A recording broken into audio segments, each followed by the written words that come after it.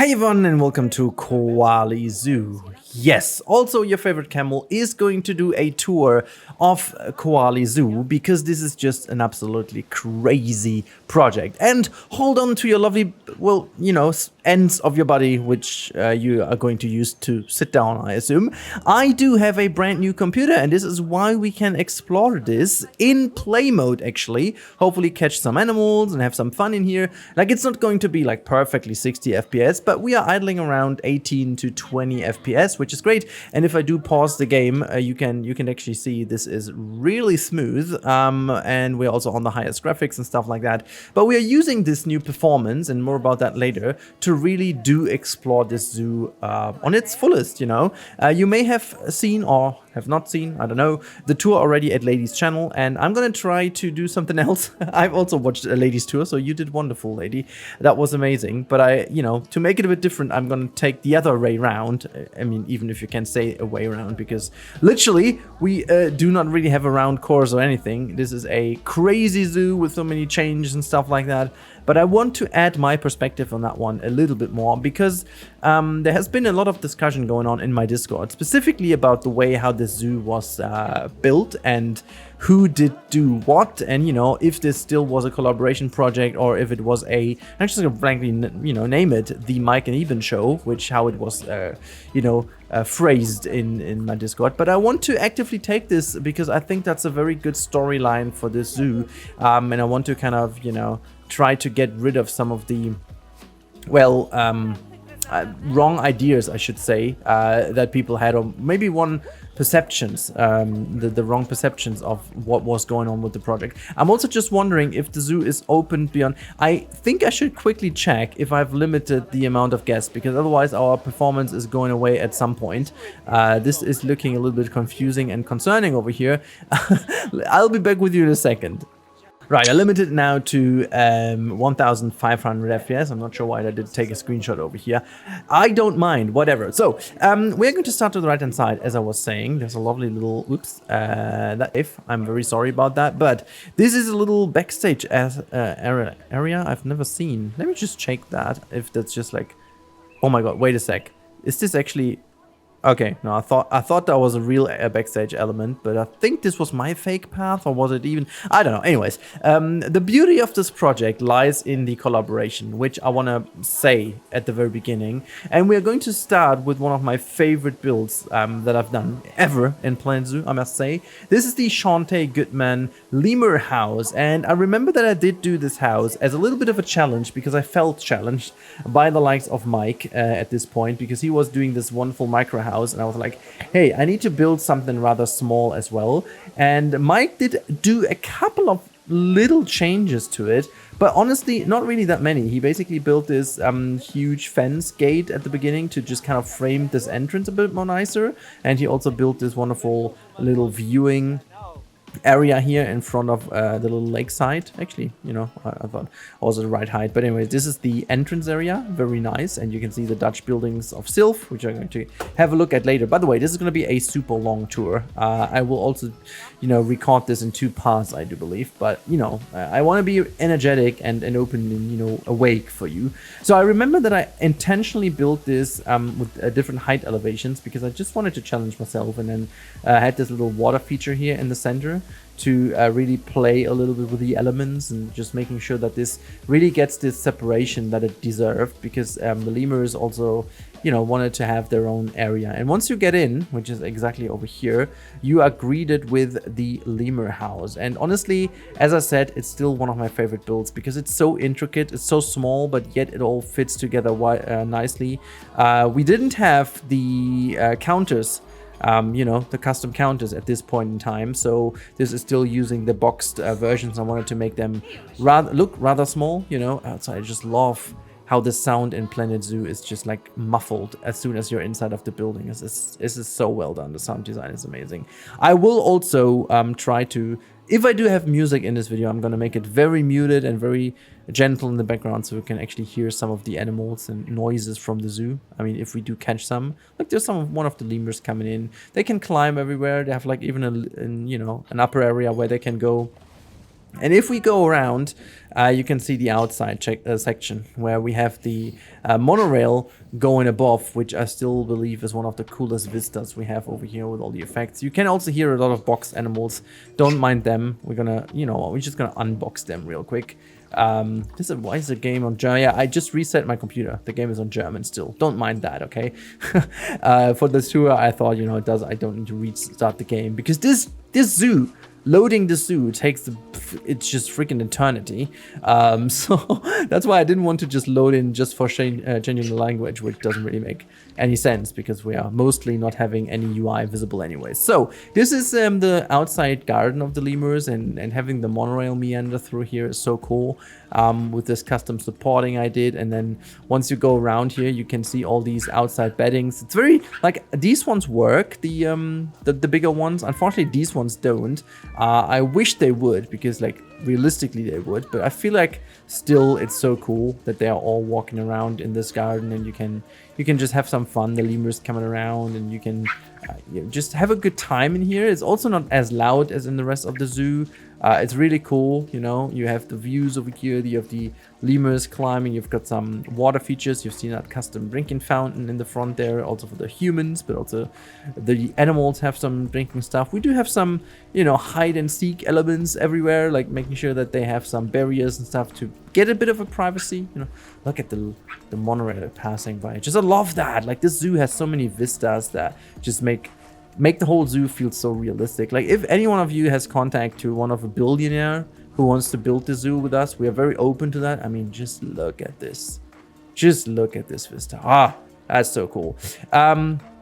But yeah, going all the way around, you are almost like forced to go. Hopefully the explore cam does work now. Okay, like you're almost forced to this upper level where you even have like another cozy seating option where the animals can climb around you, like over the vines, and just having some fun. They do this, you know, but at some point we reduced the amount of animals, I guess, at some point in this habitat. At least I did, to make it not super crowded. I wish I had that many lemurs still in, because they would be climbing around a bit more nicer. But hey, who am I to judge at this point? Anyways, we're gonna make our way out this building again and just go back into the overall zoo. There you go. And we're just gonna make our way out here. This is also a custom tree. Still proud of that one, even though I don't know if this is the one I did, or, you know, Mike did a whole bunch of custom trees and stuff. It's kind of funny though, because oh my god, look at what the huge Ferris wheel over here. Is this can this still called be Ferris wheel? Or, does it need to be just called like giant wheel? Also, this palm tree over here is a custom made one. Like, it's so funny though, because this game offers obviously a crazy amount of foliage, and if there's anything I wish for, apart from all the great things that have already been announced for Planet Coaster 2, I wish that they carry over all the foliage, if not even more, simply because it's so great to see all of that. Yeah, you know, just like it just changes so much how you can play with the game to make it look real. But then again, Mike comes in and says, yeah, you know what, we've got 80% of the world's fauna, and I'm just gonna do the rest of 20%. Now, just kidding, but like it was so funny that he was still doing all the custom stuff. I won't go into all of the buildings, but most of these buildings do have an interior, which is so cool. So this is like a little plant shop over here. There are so many Easter eggs hidden in the whole project. Like, you have like no, we don't sell fudge. This is obviously a little nudge to the Bro Coaster stuff, and I just really like that. And if you go in some of them, they're like almost for every member that's contributed to this project has a little nudge in here. So this is your Get Your Family Pass. It's like in a little education center where you can get some passes and have your kids chill for a moment. They have like a little bit of a play area. Really do love that. And actually, you know, we're gonna take the time, and I do gonna go in all of these. And this one over here is the Rent Camel. And for those of you who don't know, I actually did make custom strollers and custom wheelchairs for Planet Coaster back in the day, for our Koali project, the first one. That was one of my first biggest entries, and even did this one over here as a little nudge to me. And also having this little garage over here where they potentially have stored more of these, it's just like really cool. And I do love the fact that we have this little iconic thing that we had back in the day as well. And then over here, there's like an art gallery in here. I'm not going to go in, but you can see all these art pieces peeking through. Alrighty, let's just run over. Also, you can see all the buildings in the background. Mike did put so much stuff in the background to make it feel even more realistic. And also, man, God, the performance. I mean, for those of you watching, excuse me, what the heck has happened? Wait, what the heck? Why am I bugging through the ground? Oh, that was a bridge. Okay, never mind then. This is still the explore cam issue. Now, for those of you watching this video who have no experience in Planet Zoo or this project at all, and they're like, what is this dude even saying? I still don't see even 30 FPS and he's talking about a good performance. This zoo consists of almost over 2 million pieces, if I counted correctly. It's a bit hard because in this unfortunately you can't see exactly the number of pieces, but let alone the background buildings. They only the buildings for the background already have over 100,000 pieces guaranteed, plus a lot of animals, over 100 animals easy. And you know, this is super heavy on a computer, and now having this in play mode constantly over 15 to 18 FPS, almost hitting the 20 at some point, is pretty damn impressive for a game like that. And you know, if you want to know my system, it's in the description down below now, and I'm gonna explain a bit more to why. Anyways, but this is my little rice farm over here, like the rice fields. And I remember when I built this, that was back in the day where we didn't have any moddings or so that was the hardest bit ever to create these little ponds, because you know, manipulating the water in this game is still a bit tricky, as you know. And so at some point I made this work with glass pieces, but as you can see, there's no more glass in here because Eben and just Goron, they actually fixed that, because now we have a mod that allows us to manipulate the water a little bit more easy. Then we do have a canal over here that seemingly goes into the city and is connecting the whole area with the city, which is a super cool idea. And this is the canal that Sylph built in initially, but then it was moved because to make room for a bit of a more central spline in the zoo for delivery stuff and so on, because that is a rather important bit of a zoo that you can bring in the animals and so on. Now this bit in the middle where you can see already a peek through here. Oh, let me just quickly go through. Oh god, the vista in the zoo. It's gonna be so hard to take a thumbnail. But this is like Sumatra area, and I gotta talk about that a little bit more because that will be the central element of the discussion to why people have maybe a wrong perception about this project and how it turned out. And I think it's also just you need to, I don't know, you need to develop over time a little bit of an understanding to how a project like this goes. If you open this up to certain people join a project, you must deal with the consequences in the most positive way, I'm gonna say. And also this building of the lady designer over here, house, is a super example of that, because this building that lady did was a shell, and like she did the exterior and very much inspired, I believe, if I'm doing something wrong over here, lady, please correct me in the comments, but I feel like this was inspired by Rotterdam Zoo or so. Like I remember that she had like a Dutch zoo. I mean, it was as an inspiration as like a reptile house, and then she's kind of, you know, Asianified that, if that's a thing, to make it really feel like a bit more consistent with this area of the world we are building or setting the zoo in.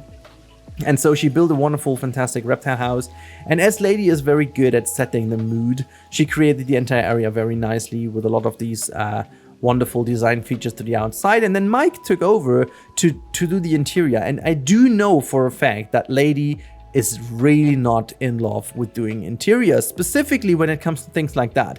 Like, I want to show you a bit of an example, and I do hope that this tour is a bit more enlightening for you when it comes to these kind of things, because, you know, showing habitats and so on you can also find somewhere else, but I want to focus a bit more on the collaboration and little things that you don't notice until you notice them. And this is, for example, over here, these are custom made windows. What does that mean? So you can obviously use the piece in game, the wall pieces, and then use the wall pieces with the openings where exactly a window fits in.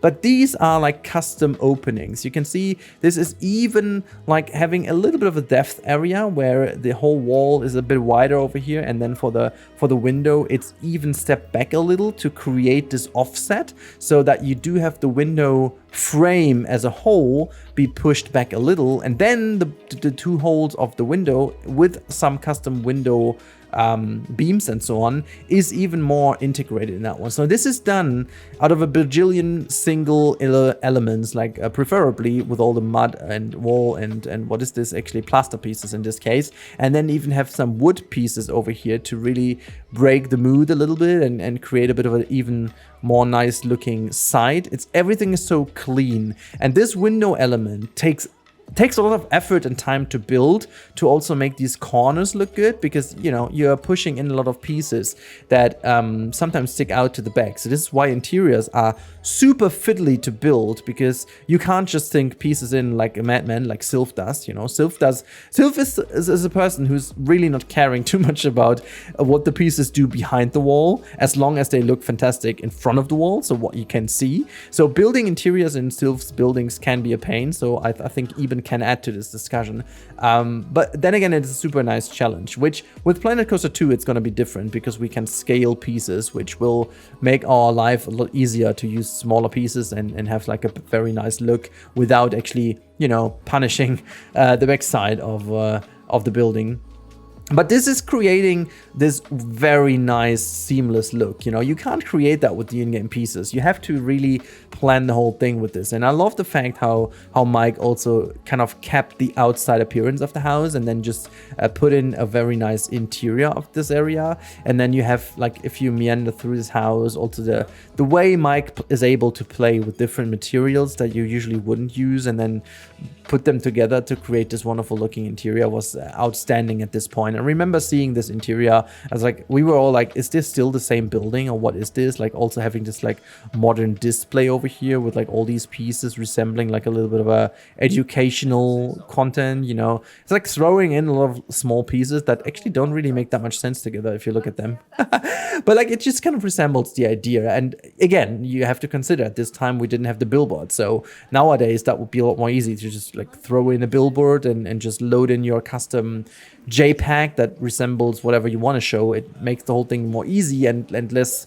piece heavy. But then again, also you have this archway over here, which just looks like a piece, you know. It looks like one cohesive piece and easy peasy, but it's not. Like, it's a custom made archway, and also carefully put together so that you don't even have some texture fighting, but just like making sure that everything looks like that takes a lot of time. And then having these wonderful shades over here to create this very nice look inside.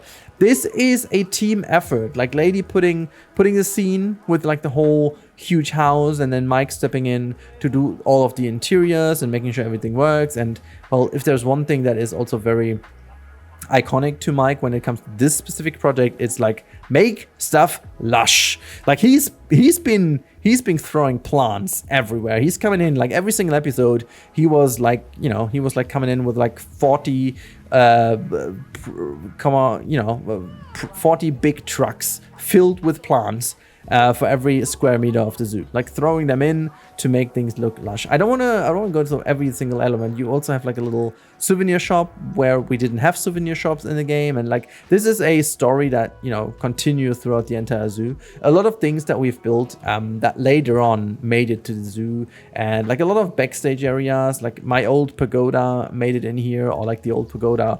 Actually, it's not my old pagoda. Fun fact, this is the old pagoda that Eben did for the Sumatra area until, I mean, you heard that in our podcast, but like until Sylph correct him, like, hey, this is not really Sumatran architecture. So it just made its way over here.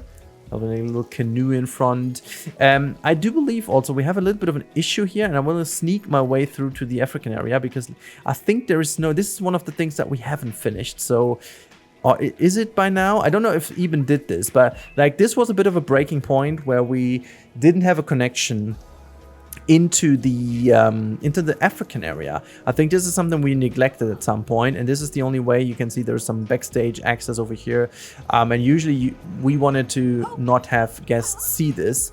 No, actually there is no connection. So this is one of the little bits that hasn't been finished, because at some point we were like, oh yeah, no, the African area is a bit of a pain. So this is the African area, and this is the central spline of the backstage access, which goes through here. And we were still debating how we want to meander this area back, because there's like the transfer area for our safari ride, and yes, we even have a transfer area for the safari ride where you technically could switch out some cars if you need more, if it's a more busy day or if another one is broken, and so that goes over. But I think for the tour, I will actually sneak my way through the backstage area. We do have some backstage passes, so I'm just gonna use them to make our way there, because otherwise that's going to be boring for you to go through the whole thing. So this is where we also have some control units and blah blah blah hidden away behind some plant work. Really lovely. And then you would have this gate, you know, very nice modern gate, and then just go through here. This is again where all the bigger, you know, delivery can happen and so on. Only the model liner goes over, and then realistically you would have access to the African area on this way. So it could have been made with another custom bridge, and I think a bridge would have been the most realistic idea. So that would connect this piece over here into the African area. And then for those of you who know some German zoos, like the Duisburger Zoo, for example, the zoo also in the Ruhrgebiet, it also has two bridges, actually, if I'm not correct, if I'm not mistaken, two or one bridge that crosses actually the highway. But they did a stellar job to hide this basically in a very nice way by putting a lot of plants and stuff to the side. So you still feel like being in the zoo and not across the highway, and it still feels good. Even though looking at that, I feel like this is all broken, so you couldn't make a connection anyways, because that's where the safari ride comes in. Also, as I promised, this is going to be a bit of a different tour, so I'm going to actually show you the backstage area here. Look, this is where the transfer track sits with a fake station, and this is where the tour comes in. So I think that looks really cool, having this is like an area where you can also do some maintenance. You've got some lovely doors and so on to shut it, and then if you go around this corner, you can really nicely see how the African area, you know, turned out at some point. Even did this wonderful meerkat habitat with a little floaty meerkat here, you know, another one sleeping in midair, just Planet Zoo doing Planet Zoo things. And then we have my just beloved station. I just love this area. I love the viewing points we have from different areas. This is one of the viewing points that has never been seen. Another one that grants you some access to the huge ape area. You can see in here we've got some mandrills while there's another autosave happening. Really lovely. I just really love how this all works together with my Jumanji inspired sign. And then there's also the green screen somewhere. Is it? Yeah, there's my green screen. It's kind of crazy that it's still in. I do wonder why it isn't. Oh wait, hold on. This is pretty epic. Let me just go in, just to show you. This is no green screen. So I did not use. I was like, because I didn't download all the billboards, which I should have made, and I will do this for the second part of our tour because reasons. But I didn't download my media so far. So what this actually is, can you see this sticking out to the back? No, this is actually a custom screen, because you can see normally they are not as thick to the back. So what I did is I used the simple art shapes to create a green screen, and then because the green screen was sticking out to the back, I used another simple art shape to make it a bit thicker to hide this away. So basically at this point I was using that for my cinematic shots to put in some tracking shots of the actual safari ride, because we didn't have billboards in the game. So I created my own fake billboard. You can see this even by I didn't do a good job on the top side here, and the front looks like not perfectly aligned. But hey, I mean, this was that. But I mean, look at the building and all the details I did use back then. I really wasn't friendly on the pieces, using so many pieces. But then we also have like a little bit of an area here to grab some stuff. And also, even back in the day, he didn't really touch my building too much. He just added some tiny things, which I loved seeing, which, as you can see over here, there's like this little souvenir shop and also these lockers. And I can't remember correctly if I already did these lockers. I think I did the lockers, but then even opened up this bit over here to create this little safari. Almost like this could be like an exit thingy, you know, when people exit the ride, that they can buy some stuff, like as it is in most theme parks, where you can grab your stuff, which makes a lot of sense because that's where the exit sits. You can just go there and take your ride photo if you would take a ride photo.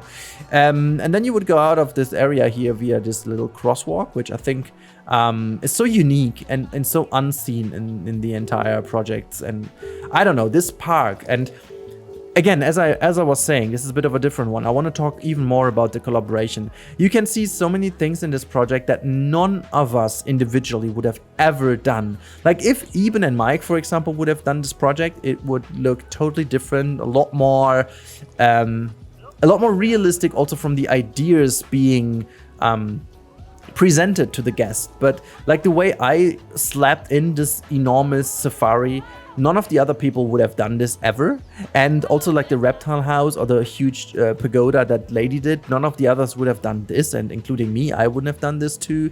And you know, we wouldn't have such a great architectural style that the zoo continues using, like the Dutch, what was that, the Dutch colonial style that basically Sylv brought in, and Sylv was you know, carrying on by giving us more and more building styles. So he's not the one building super great habitats and so on, because I think it's his interest is really into other things. But the way he shaped and led the architectural style is unique to this project, and also forced everyone else to follow in his footsteps. And also this is why I made this station building, which is the Congo building, like the African building that Mike changed into a station, which I'm still a big fan of that he did. This used to be the lion area. I used to use this as a lion house, and we've changed this multiple times. Actually, when Mike stepped in, we didn't change it to the gorillas immediately. I still did this myself after a while, and then we had the floating gorillas, if you remember that episode. And then after a while, we changed it. And I remember that this area over here, that should be like, yeah, exactly. These are the hawks now. This used to be at some point, and I think none of you has ever seen this, but this area for a long time used to be the pygmy hippo. And Mike and I were talking a lot about making like a backstage area with a tour to see some of the backstage elements of the gorillas and stuff. But at some point, also talking to Mike and Eben in a long chat, we decided that that's gonna lead nowhere. And honestly, I have no idea who put the hawks in. If I would put my money on it, that was Eben. But it's fantastic. I think they fit in so well in here to round up the African area and just creating this lovely little back area. And you can see our zoo does contain a lot of these areas are a great area in their own. So we had the lemur house being one, and we had the reptile house being one, and also the African area being one now. I think maybe if there's like one little criticism, we could have done a better job in reconnecting these areas with each other afterwards, but this is just because everything was at some point so different and so much change up that maybe this just kind of was a leftover. So you've got the entrances to the left and right over here, which is super nice, and then you even have this little party area in here, like where you can have some you know, music stuff and so on. And we also talked a lot about the idea that this zoo is so big and so wealthy and such a unique thing to the city and area that this zoo would also offer so many other things a part of just being the zoo. So like this would also be opened after the normal opening hours for different things like parties, like a marriage location, like a wedding location, for example, or maybe some bigger management events and all these kind of things, which you know, this could be part of it. You know, if you have like a management event in, for example, the hotel that is over here, like where is it? It's somewhere behind here. There's one of the bigger hotel areas you have, and then you could use this area for the party location in the evening, so that the entire African plaza over here becomes like the party area, because you don't really have that many animals over here that you would disturb, like meerkats, and the hawks could pretty well go back into their shelters and not care too much about this. And then you can even use this house over here for like doing a bit of music and serve some drinks over here, maybe, you know, that could be used. So that is a pretty fair idea how this all could be used. And then really lovely how this interior turned out with all like these hanging fabrics and stuff and flags and so on. And this lovely bridge over here, which is my bridge, and I'm still very happy that for whatever reason, I wanted to do this a bit more interesting looking, and so I made it just sweeping instead of just being straight. And I just like the idea that it is, because I think this adds just so much to it, and having like the monorail now cross over here, just like the vista again, so good. And then, you know, we could actually, I'm not sure if we go to Sumatra first. I think we could, but then again, I don't know. Let's just first of all continue over here to the right hand side, and then we enter Sumatra via this way. I think this is good. Now Sumatra, again, this is the Koali school, but the Koali school, to give a little nod to our wonderful friend Koralis, who has been a vital part of Koali Beach, and he, you know, made room for me, and was still, I think he still watched a lot of the Koali Zoo stuff, but he's not being too much into zoo anyway, so yeah. But this building I did, and I'm also very happy with how this turned out. And yet again, this is, you know, I slapped that over here, and I remember that I was doing this together with the temple at the beginning. You can still see the temple over here, which is one of my most famous and popular episodes on my channel. I think it also has a huge amount of views, so that is pretty cool. And then the temple survived the whole stuff, but then the house and so on get, you know, not changed, but like the way it all, you know, was tied together, left the temple still sitting on that hill. There you go. There you go. There you have the wonderful view, and then the statues over here giving you the perfect framing of it. Oh, I'm just still like, let's move forward a little. And then, oh, there you go. This is my fallen temple for the orangutan. So, a big fan of it. Oh my God, look. We just need to unbox all of you guys. You are hungry, obviously. We've got the bonobos and the orangutans in here. Even though I'm not entirely sure if the orangutans are still in here, they do have another climbing area back in the left-hand side. It's hard to tell. I don't know exactly. But then, yeah, if you go over here, you basically have a peek at the Sumatran area. Can you enter it from here? Oh, yeah, you can. So via this hand side, you go into Sumatra.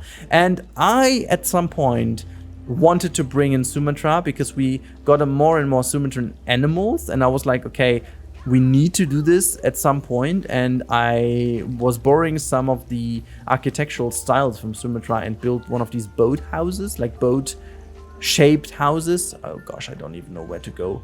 Is this Sumatra Island? Oh, I forgot. I think this is. Let's have a look. Oh yeah, it's the Indian elephant and Bengal tiger. That makes sense.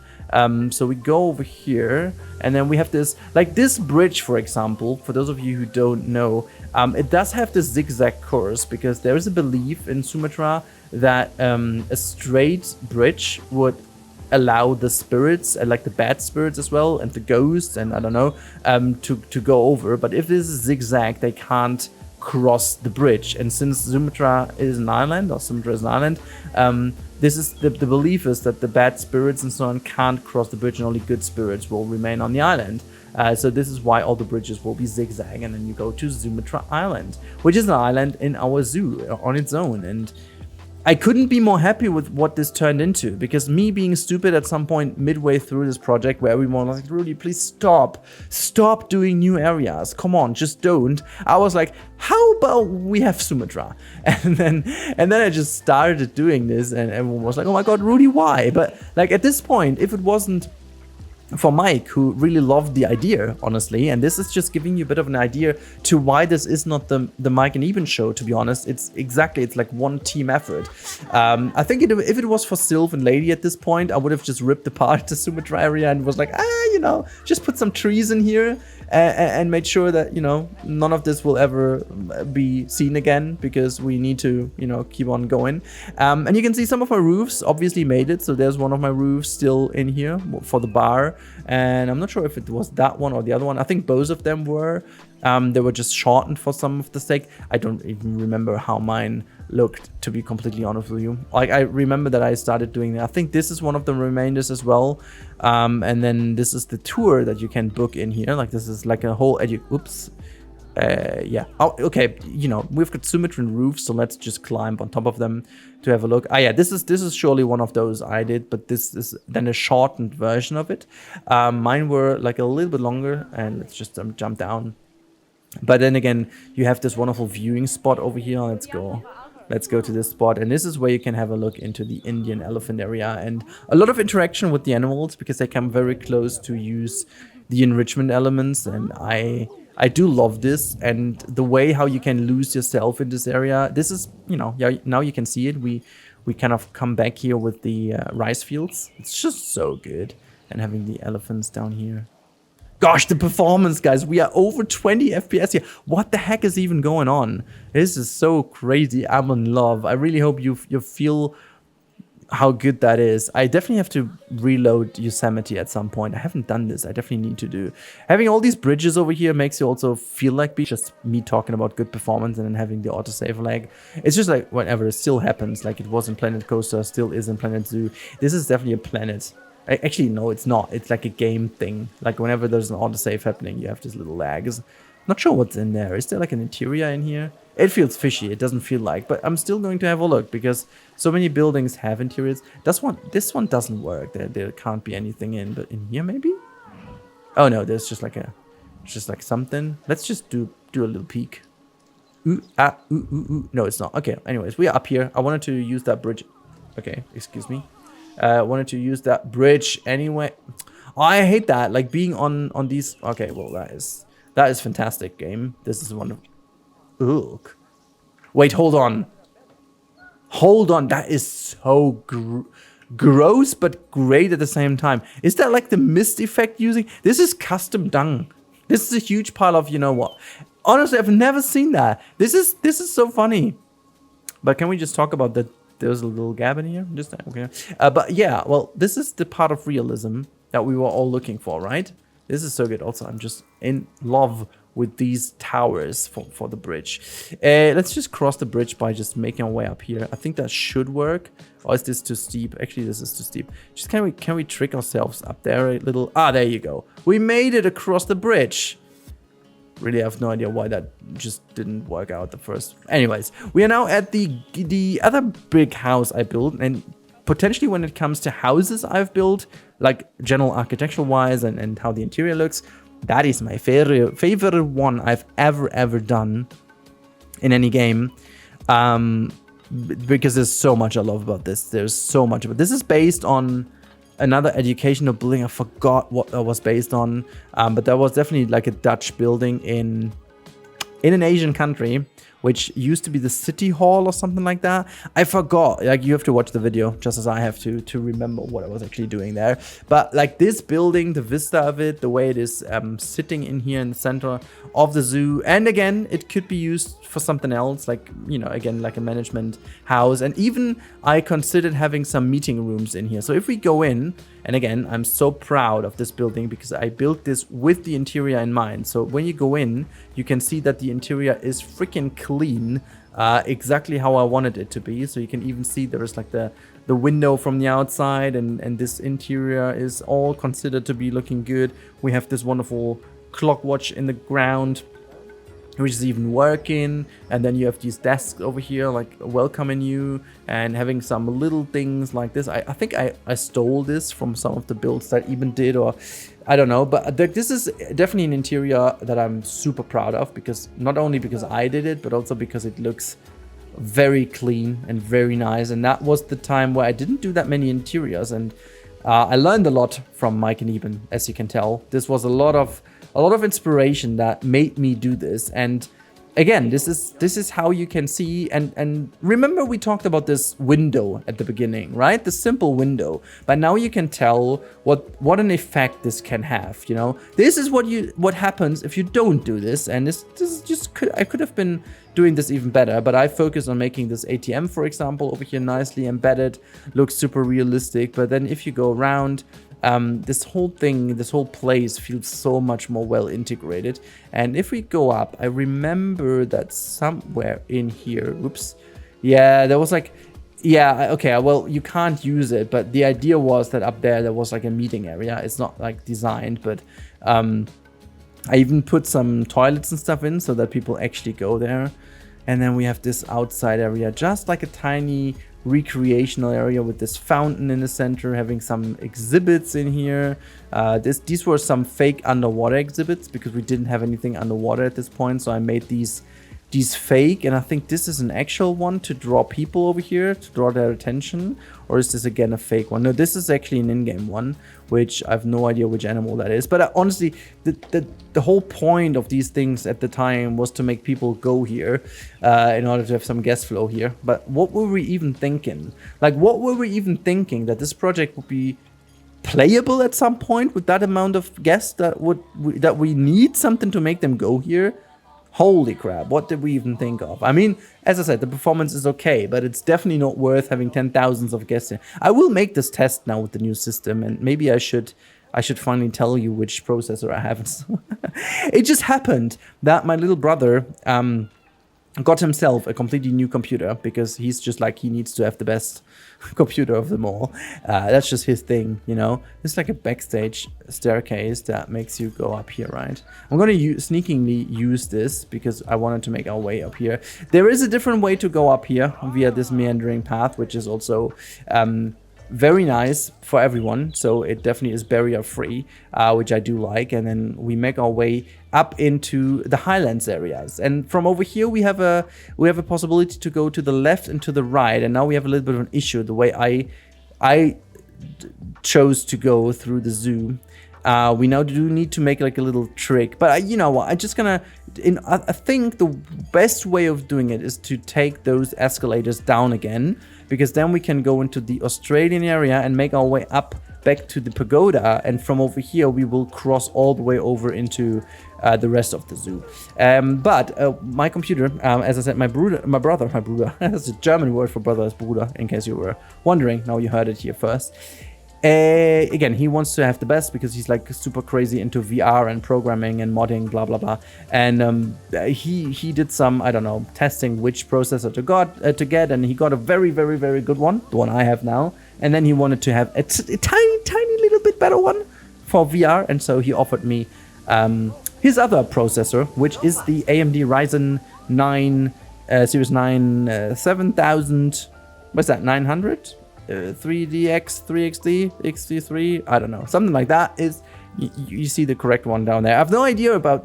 I'm really not into AMD. It's the first time ever for me using AMD, but AMD actually overtook Intel by a mile, and so using this now is a crazy step forward. Even though my old processor, like only by the stats, wasn't really that far behind. That was an i9 1090K. Which was obviously a very decent one, but the performance difference is ridiculous. And then obviously I went from 64 gigs of RAM DDR4 to 32 gigs of RAM DDR5, which would play a role. Did you just sniff on that one? That was lovely, a little wombat. Just love that habitat. I don't remember if that was Lady doing it, but I remember that Lady did this Australian area next to my aviary, which is an unfulfilled dream. I built this with the hope that at some point we will have actual animals that can fly in this game. I do know we have mods that do basically fill in that gap, but you know, going back to put some mods in here now is not a great idea. But yeah, so this is my current system, and the rest remained unchanged, even though I have, I've got a new hard drive, I've got a new case, but that's nothing to change the performance overall. So there will be a new graphics card soon. I'll talk about that as soon as it's there, but the graphics card is really not a bottleneck for this game. It may become one for Planet Coaster 2, so this is why I want to be prepared, but it's nothing to worry about in this game. You can still pump up the graphics as much as you want. Looking very good. Now, this is the Australian area that Lady did. I'm still a big fan of it. I remember that I slept in the aviary and she was meant to connect this area, and this is what Lady is absolutely freaking stellar at, and this is just making cozy areas in spots where you don't even expect them to be possible. And so she did a fantastic job of it. Yeah, I think it's for the koalas, like the animals in the game that will never climb. The most ground-dwelling animal you will ever see in this game, the koalas. Is this koala animal? It's just freaking no idea which animal. Oh yeah, it's the koala. Look, it's on the ground, obviously. Where would it else be? And then we don't have, I don't want to go through the aviary because we just literally came across there from the other side. But I just want to have a little peek inside to show you what I did. I'm still very happy with how it turned out. You know, you make your way on a raised platform throughout the entire aviary. So you're like on the middle height, or medium height. So you look down to the ground where you have some of the bigger birds roaming around, like the cassowaries, and then the idea was that you still have a lot of flying birds in here that would like fly around. You know, realistically they would have all been able to escape, but like that was a pain to work with, like with the ropes and stuff. Again, this is a time where we didn't have the netting, where we didn't have the pieces that could be used in a way better way for that. Also, is this the area where some jank is hidden? Yeah, there's some jank hidden in the water filtration area. Just love that little nudge. So like these little things just happen when you do a collab, because it's just like everyone fills in their little stuff to the whole process. Like these little things, having like a, I don't know, fake vending stuff anywhere. Again, that was a time where we didn't have mods or the counters. We could have literally done this, and this is just done by making a vendor stand here and then like have a, I don't know, the little trick with the pathing, and then put something on top of it. I just like, there's so much ingenuity and so many great ideas that I could speak on forever, and this will be my longest tour ever. But we're gonna make this. So yeah, as I said, we're going to make a 2-part video out of this. Oh, this is something I built. I remember this. I'm still very happy with this rather different look. But there is like the ant in here, and also the bird's tape here, or is it the Malayan back there? I remember that we needed the Malayan, but then I had the bait. Yeah, that's the bird's tape here. But this habitat is just like a consequential continuation of Mike's micro house, and I remember that we together created this, for example. Like, I took parts of the roof that Mike used for the micro house and created this structure out of it, and then I think it was Mike or even who put these like wind chimes down here. I believe that should be wind chimes or something like that. And yeah, it just all turned out so freaking great. In case you're hearing some people screaming, doing stuff, something like that, this is because some people are stuck. We've used so many pathing tricks to create certain things that, you know, there is a high likeliness of people getting stuck at some point. But this, my friends, over here is a perfect moment to hand over to my future self. Like, you will only have like a little cut here, but for me this will be a bigger cut for the next day and so on, because I have to load in a couple of things like medias and stuff, so that the second part is also giving you the bestest of looks into Koali. I'm even tempted to make a second video out of this, but no, I won't, because we will now go into the Highland Trail, because this one is going to lead us all the way up to the pagoda, and then from over there we go into the other one. But before, we will have a peek into our continuation of the koala area. I think we have to take our way to the left-hand side, but there is a petting zoo area before we even had petting mechanics in the game, which is the last thing I'm going to show you real quick over here. This is one thing I did, but it remained on this spot over here, but it now is meant for different animals. You even have some seating options inside of the habitat of the camels, for example, to get up close with them, and the same goes over here, like an airlock to get inside of the kangaroo area to make sure that they don't escape. Hold on, wait, no way. Oh, okay. So apparently that little guy even did sneak in an actual petting mechanic. Hold on, but where are the freaking... Because there are people literally standing in here. The guest gates are hidden in the ground. I'm sure about that. There is a little trick how you can hide them in the ground. I'm 99.9% sure about that. But where are these hygiene thingies in here to make it work? Where did he hide them? Jeez, I did not know. I was like, hey, wait, I know this all, but why are there people in here? So this whole thing has been built when there was no petting area in whatsoever. And also there need to be some animals hidden in here, because I remember the kangaroos should not be enough to make people use it as a petting area. Or is it? Or is it just a pathway meandering through here? Oh my god, I'm so confused, because this could easily, I mean, we always had guest gates, you know? So this could easily be guest gate, but then again, not being an actual, you know, animal encounter as it's officially named. I mean, there's a good chance that the hygiene stuff is also hidden below ground, but they don't really interact with the animals, do they? Okay, well, I'm confused. I don't want to guess too much. I will actually do this little cut over here while we go through this backstage area into here. Look at this little bombardiers. Oh, they've been sneaked in here too. All the people stuck over here. Oh my god. And then we have our koali show, where is the sea lions. You know, I'm just gonna quickly do this, because then we can start like fresh next episode with the Highland Trail. But this is a fantastic sea lion habitat. I'm gonna go enter the show real quick so we have a bit of a better overview. I like the fact that there's a dedicated entrance to that. And then over here you have to look inside of the sea lion habitat. I do wonder where the sea lions are. There's one. Look at that. Oh god, I love it. Is this like a notch to the boxed animals? I thought that was a boxed animals for a second, but it's definitely not an actual box. Oops. Gosh, I hate that the explore mode, I hope they fixed that for Planet Coaster 2. I hate that the explore mode is so jank at some point. Like, it's just really not great. Is there like only one sea lion in here? I would love to see one swim in. Now I do have the performance to showcase and no one ever is going to swim here. Hello? Where are you guys? Obviously there's no underwater viewing, or is there? I mean, at this point, nothing is impossible. No, but there's no underwater viewing, which could have been a thing by now. People just disappeared, all right. And then we also have this. This is also one of the pagodas I built, and I think this is one of the things Sylph built, and I repurposed, and then even repurposed, and Mike repurposed that one, so it finally made itself. I remember at some point there was a piano in here, but I think, was it me to put the piano there? I have absolutely no idea anymore, but it's so cool to have all these little stories behind that, and this is also how realistically certain things would work. Look at the camels. Look at them go, it's so cool. And then we have this wonderful bridge, which I don't know who did this, but then we have this backstage area, part of it I did, and then there is this wonderful hotel by Sylph, which all has interiors, by the way. Can we have a sneak that you can see that?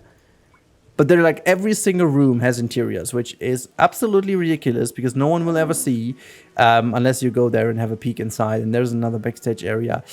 So there's like, if you want to explore that yourself, which I highly recommend doing, I can't even showcase everything, but there are so many things hidden in here in like all the backstage areas. Look, there's like the backstage pen where you can maybe find some animals and just like all these things. And then from over here, if we make our way down here, you have like a little bit of a plaza, which over here is the entrance to the cats and dogs. Wait, hold on. What is going on in here? Is there like a talk happening over here? Seems almost like. That is so cool. Hold on. What is this? What is this even? That is so cool. Oh, there's a Black Panther over here. Ooh. This is where it went. Oh, yes. That is so cool, but it's part of the Highland Trail we are going to do next episode, so I'm just going to quickly run away, because somewhere over here you can make your way into the hotel section. Wait, I came from over here, so this is the bridge toward that, but how do you actually get to the hotel? I forgot. There has to be a way to get there, which I completely forgot where it was. Anyways, then you have this wonderful mosaic, which was secured from the microhouse change at some point.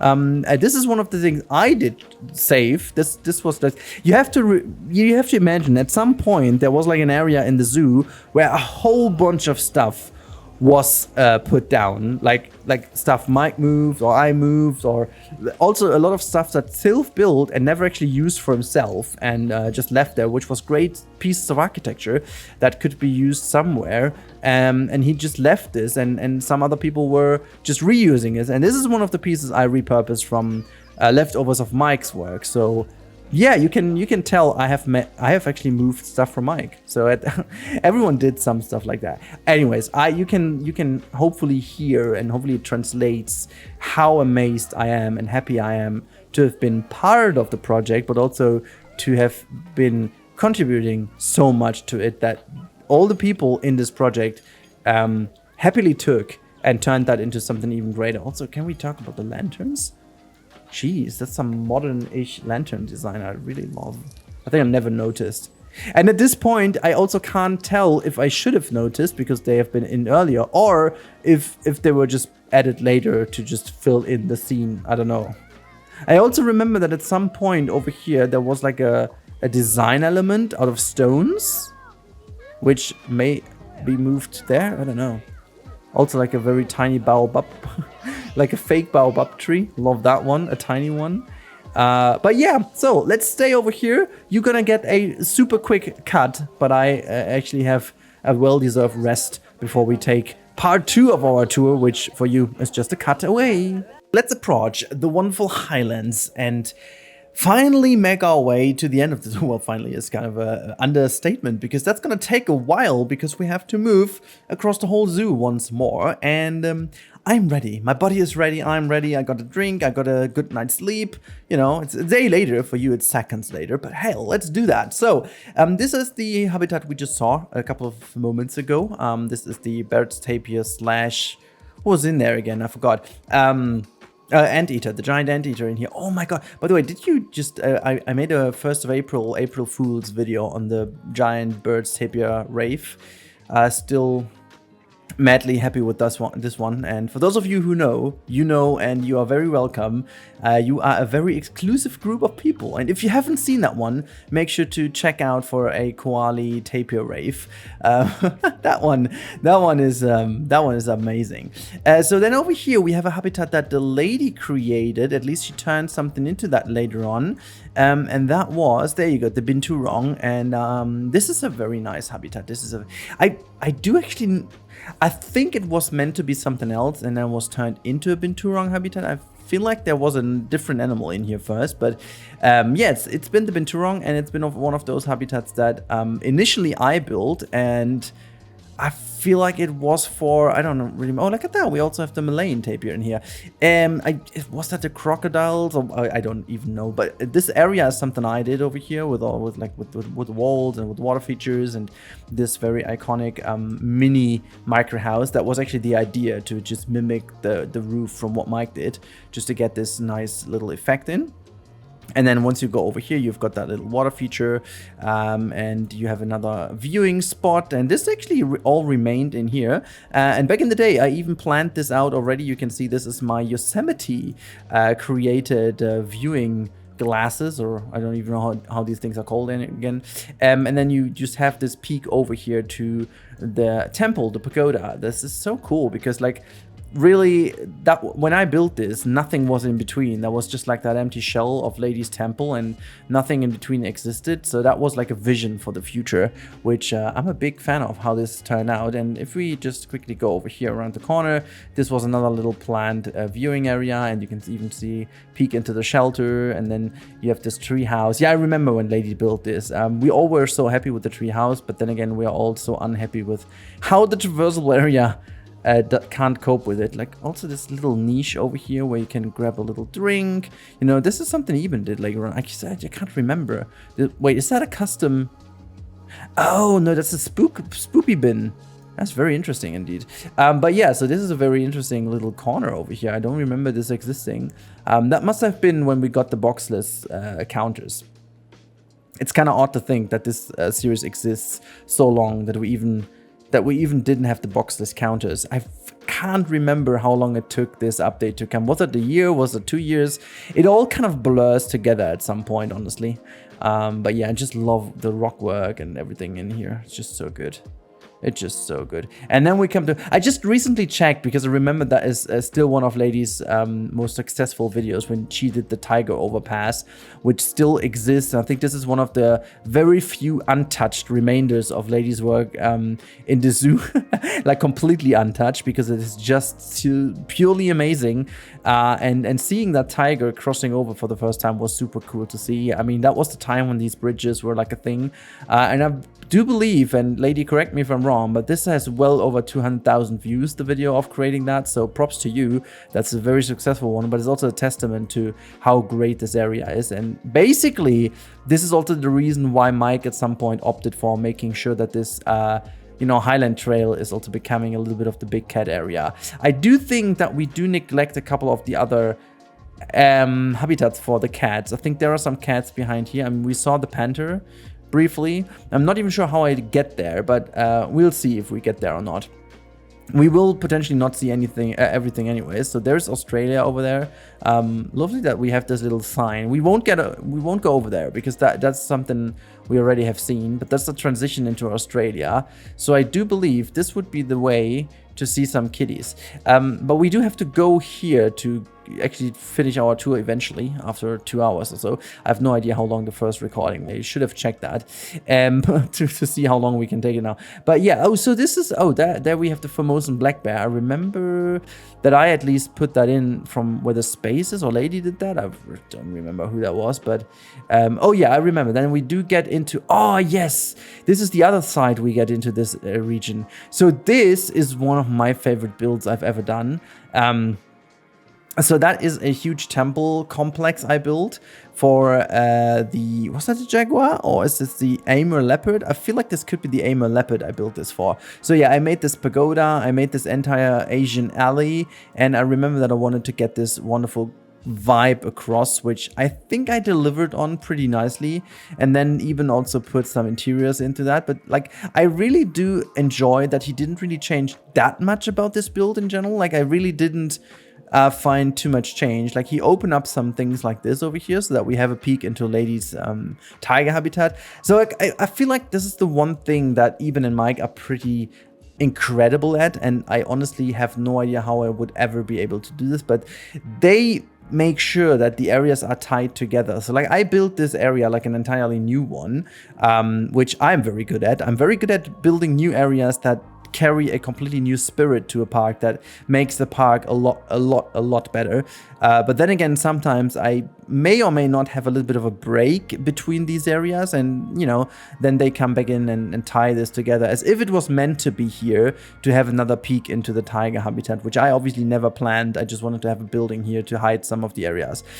So yeah, that's that. I'm not going to go all the way back because this will guide us back down into the part where we've already been. Like, you can see this area for Sylph's Hotel. I mean, just look at this. Just look at this entire area of things, of plants, of just the awesome. I'm really searching for words because it is so good. And then we also have this, I feel like it's the Amur leopard.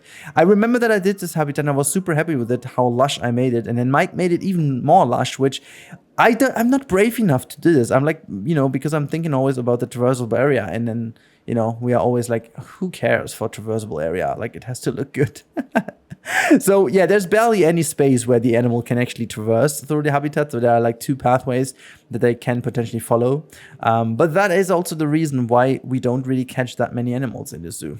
One can argue that this might be realistic. Oh, there you go. I was just arguing, but look, it even has to jump in spots like that.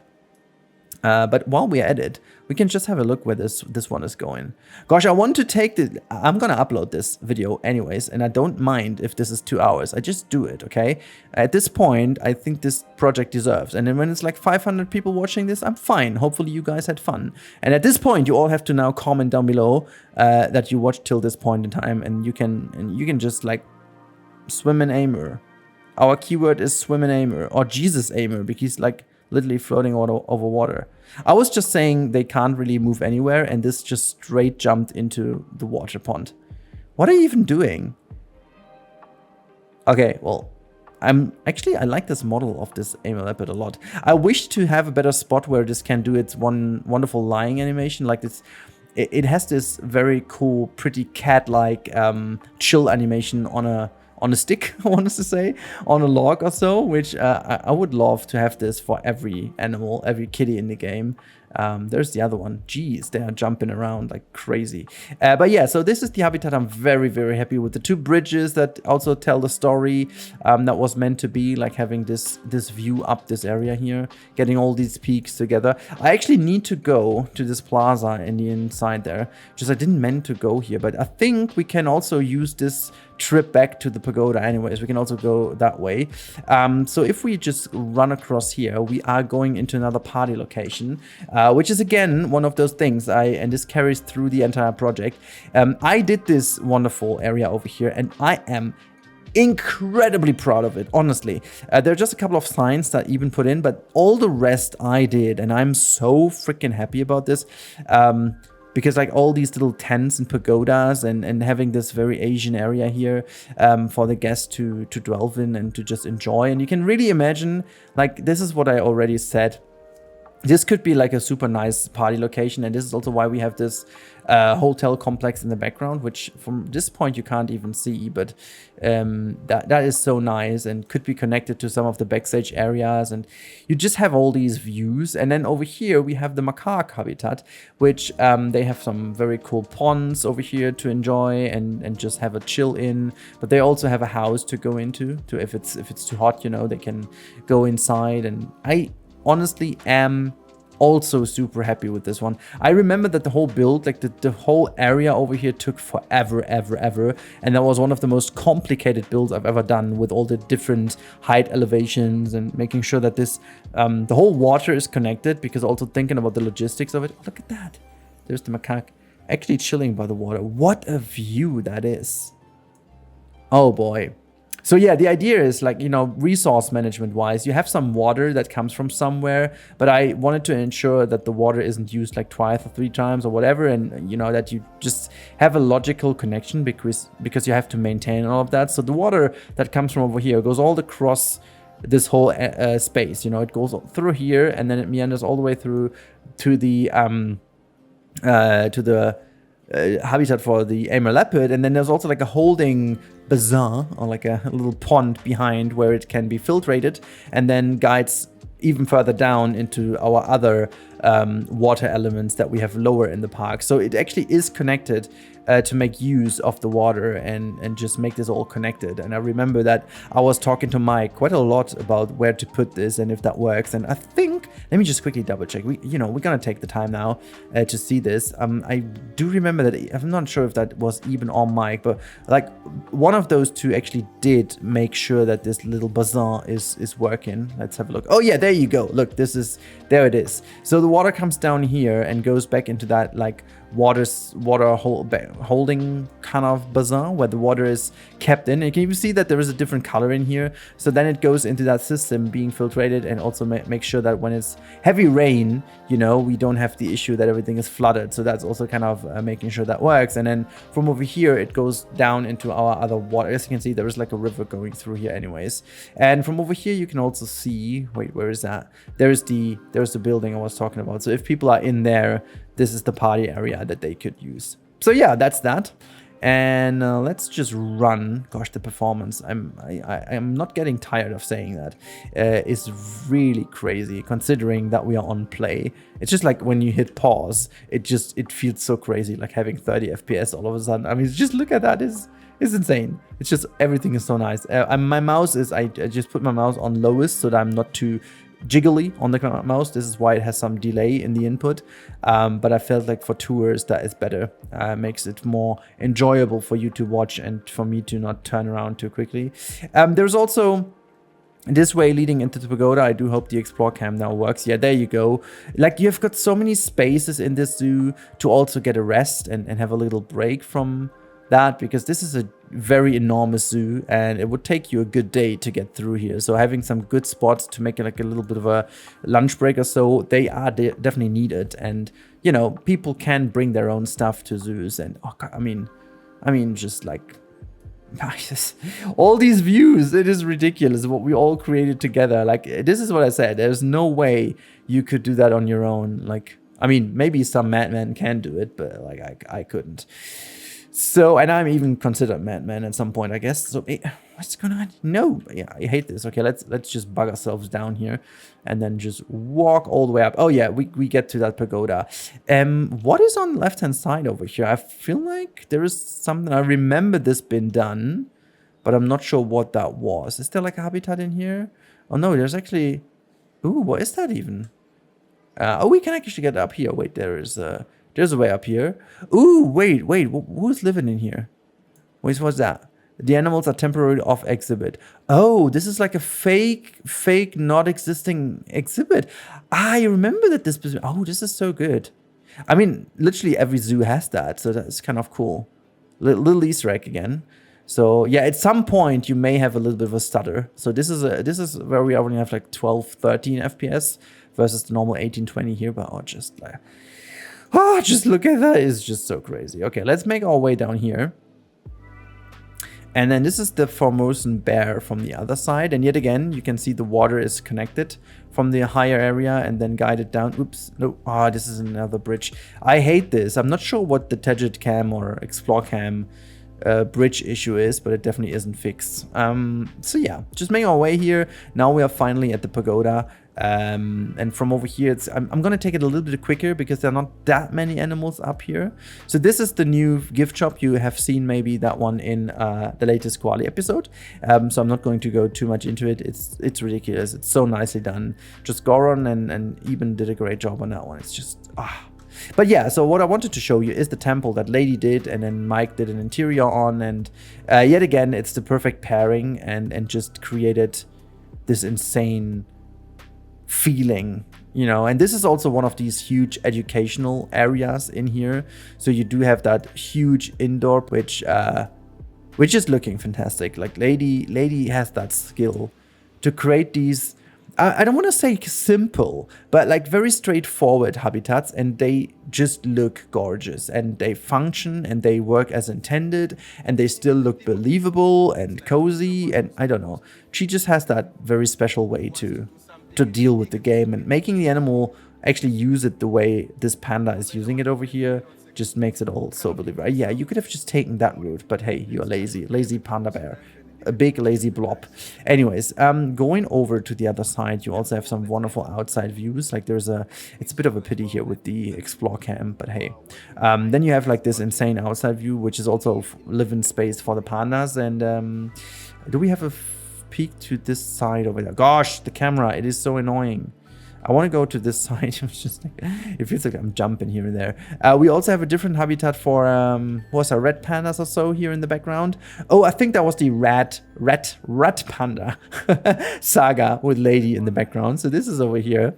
And then we have some backstage crap going on here with like the banana farm. And back over there is my zipline adventure. You can see it. It still exists. It still is in the file. At some point, I did make this zipline adventure because they're so well known in Asia that you have them basically everywhere. So I wanted them to be a part of this project, and so yeah, I just did. Can we jump down here? We can't really, can we? No. Okay, I'm just gonna try to make my way down there quickly as possible with all these little camera issues here, hiccups, I want to say.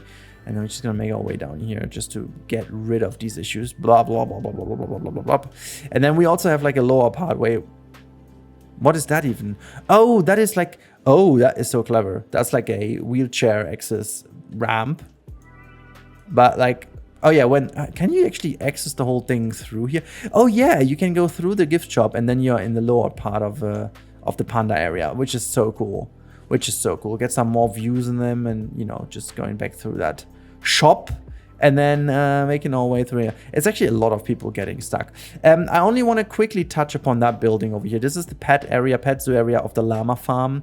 I created that initially as like a petting area for the llamas. And I made this building, which I'm still very proud of. This like Dutch colonial inspired building that could have been used as something else, and then enjoy your freshly baked banana bread, llama lunch milkshake, llama banana ice cream. So there's also like a banana farm in the background. I started it, and then a certain Mike went absolutely bananas on that one, and he literally like built an entire farm that goes all the way up the hill, which we cannot see from over here, can we? I'm just gonna make my way into the area here because that is the pet zoo area, and then from over here, there you can see it, the banana farm goes all the way up the hill, which is crazy.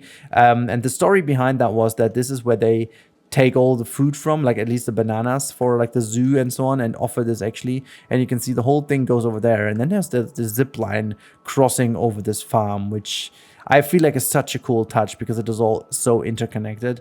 And then you've got the llamas over here where you can actually, well, have a little encounter with if you want to. So you can hear llama milking at 4 to 6 p.m. Like we were milking the content of this zoo. Actually, we weren't, to be honest. Like we could have put out so many episodes, but then we didn't. Oh, look at that. I barely saw them taking a photo of a group. Look, he just took a photo of the kids.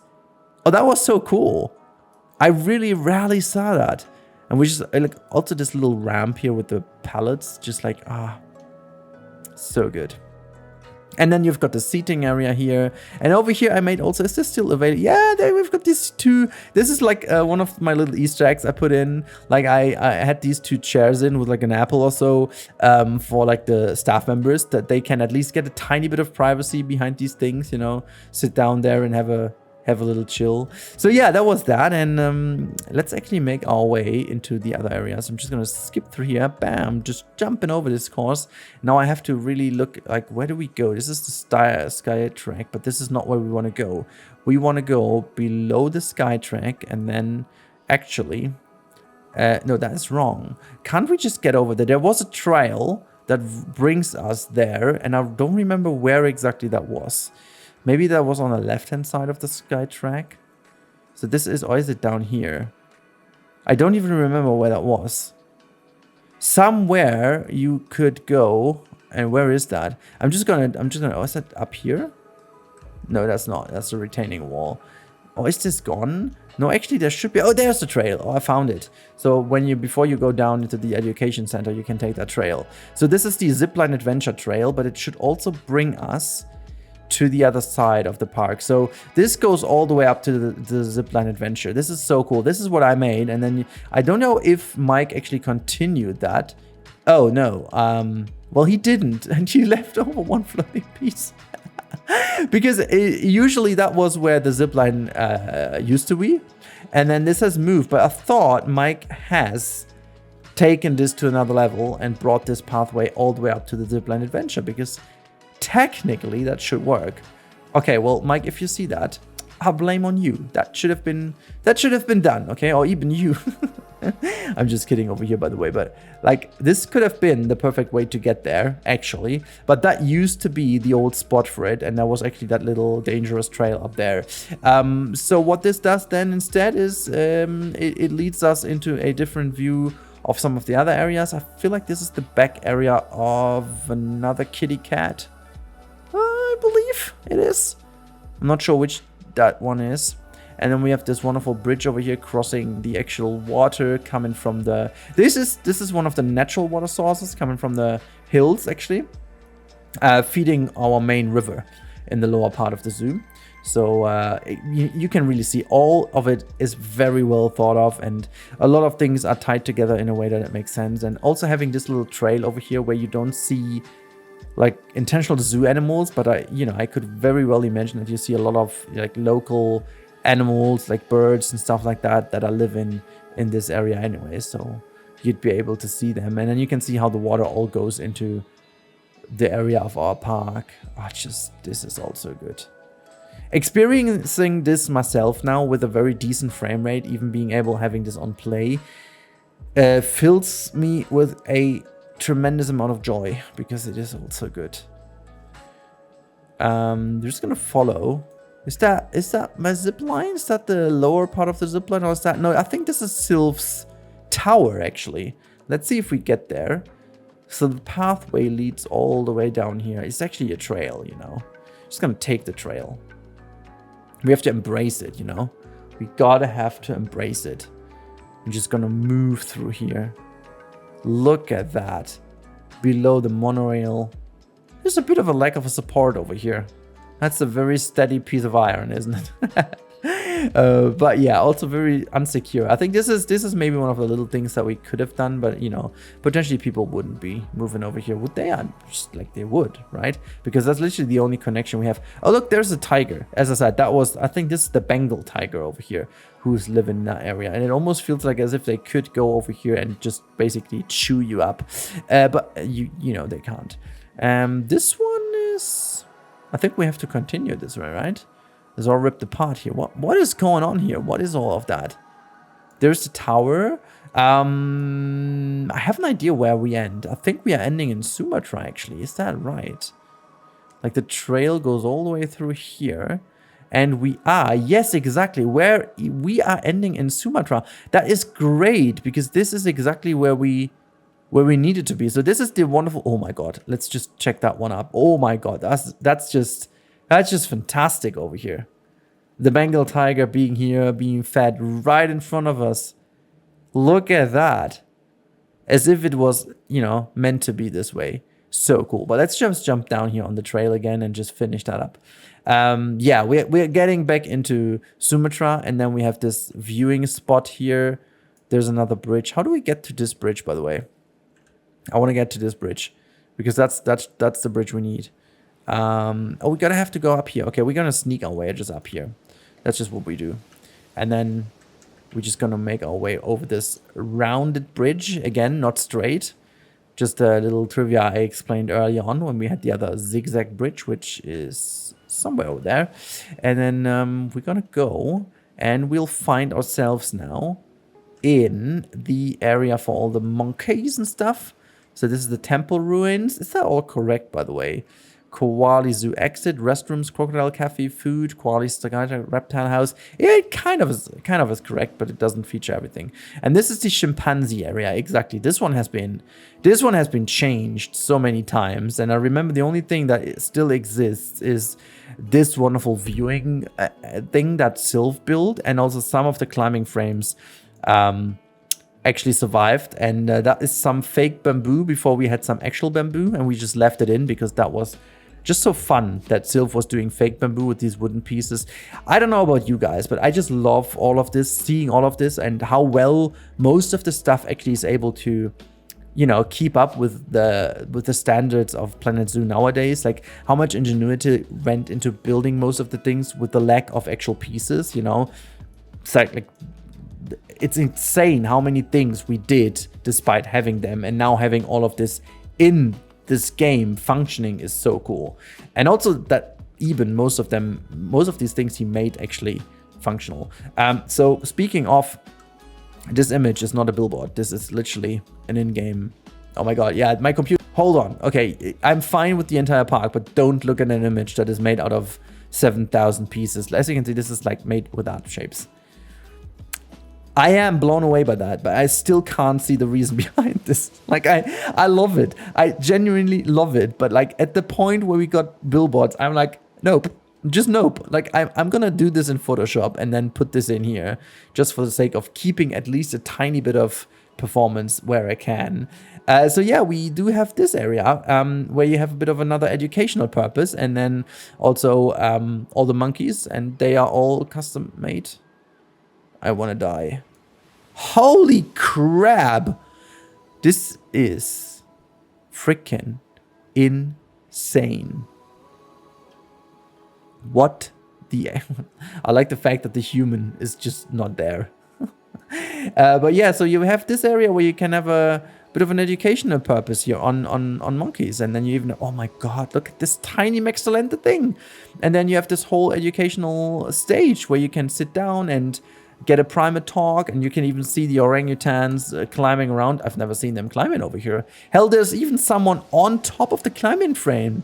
I remember that we had so many issues getting them here that they actually would climb, and now we have it.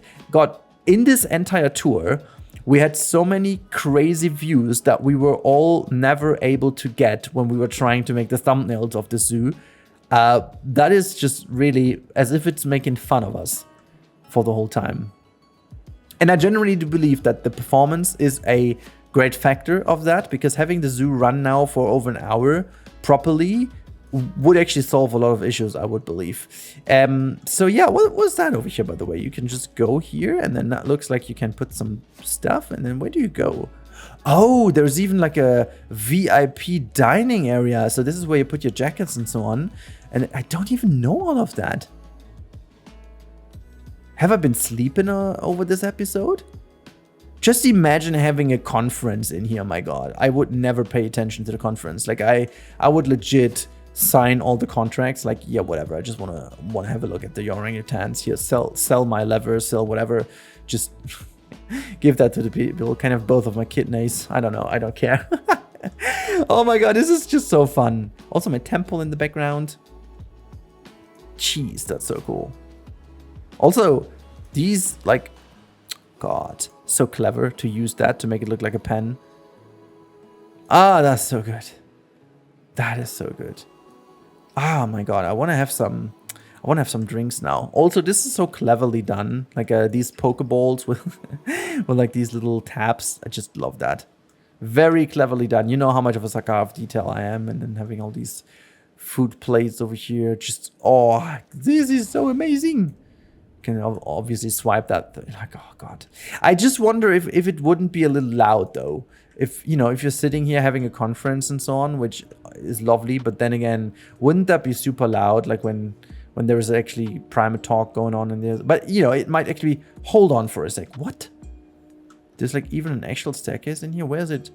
Or is that just like Okay, well, never mind. Maybe there was someone who had an idea to do something, but then was like, okay, no, it's fine now.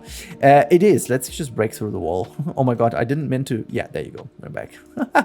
Taking that little shortcut. I'm sorry, I just needed to do that. So this is that, and I'm thinking, how do I do this cleverly? We can't have a look at everything. Just that, it is too much. But it shows so much good stuff. So this is the way back. So once we go there, we will make our way back. So I'm going to take this route real quick because I want to show you literally the wonderful tower.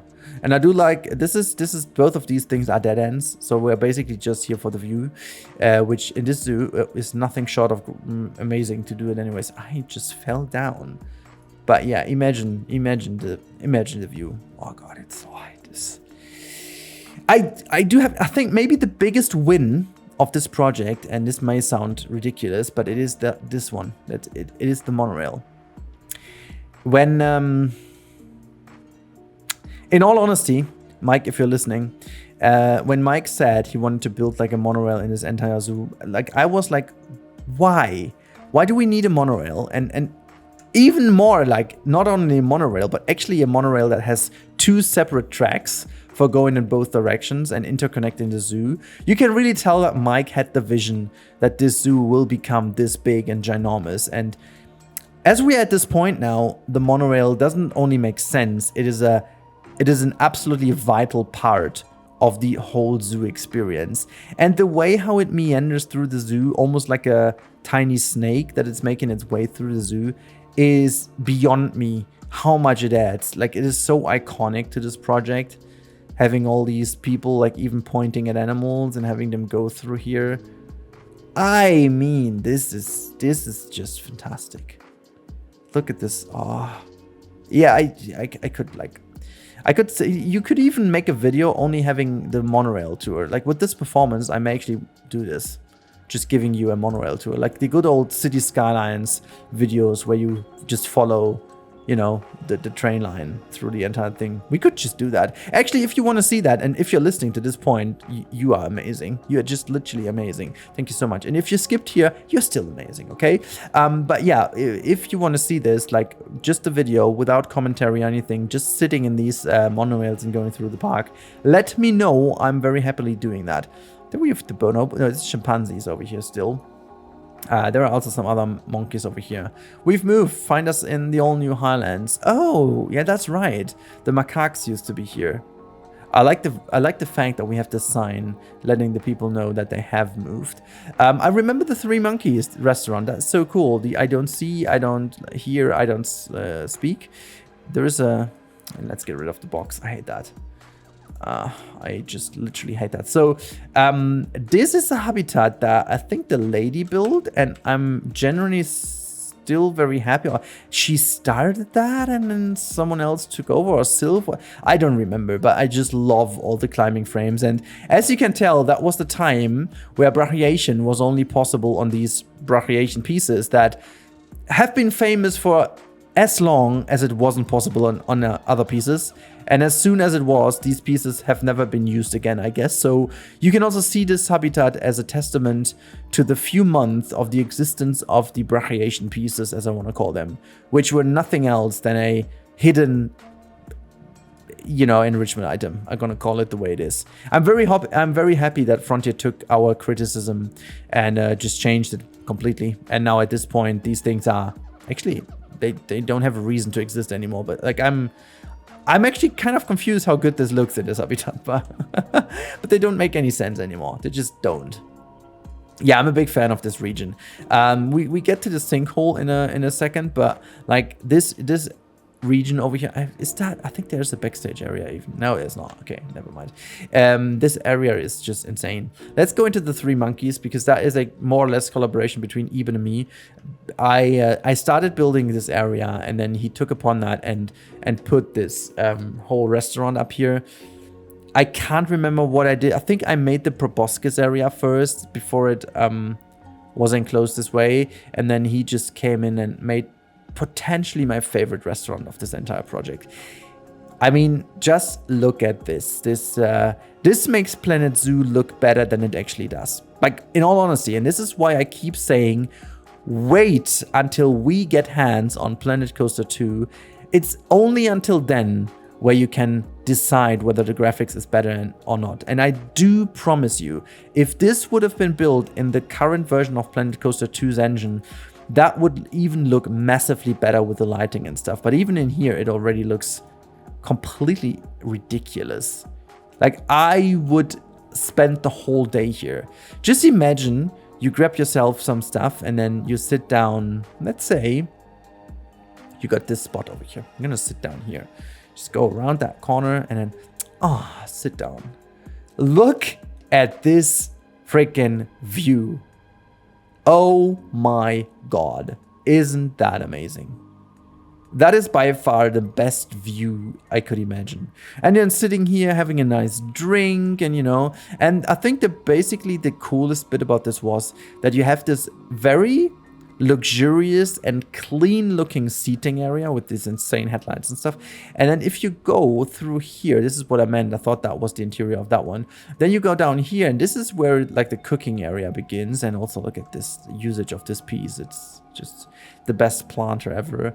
And then you've got like, this is the bathroom area actually, which is so cool because it's like, it's very common for these areas that you have these like outside bathrooms because, you know, the climate does allow it. So why you wouldn't have that? And then you have these, a bit of privacy, and you actually are there.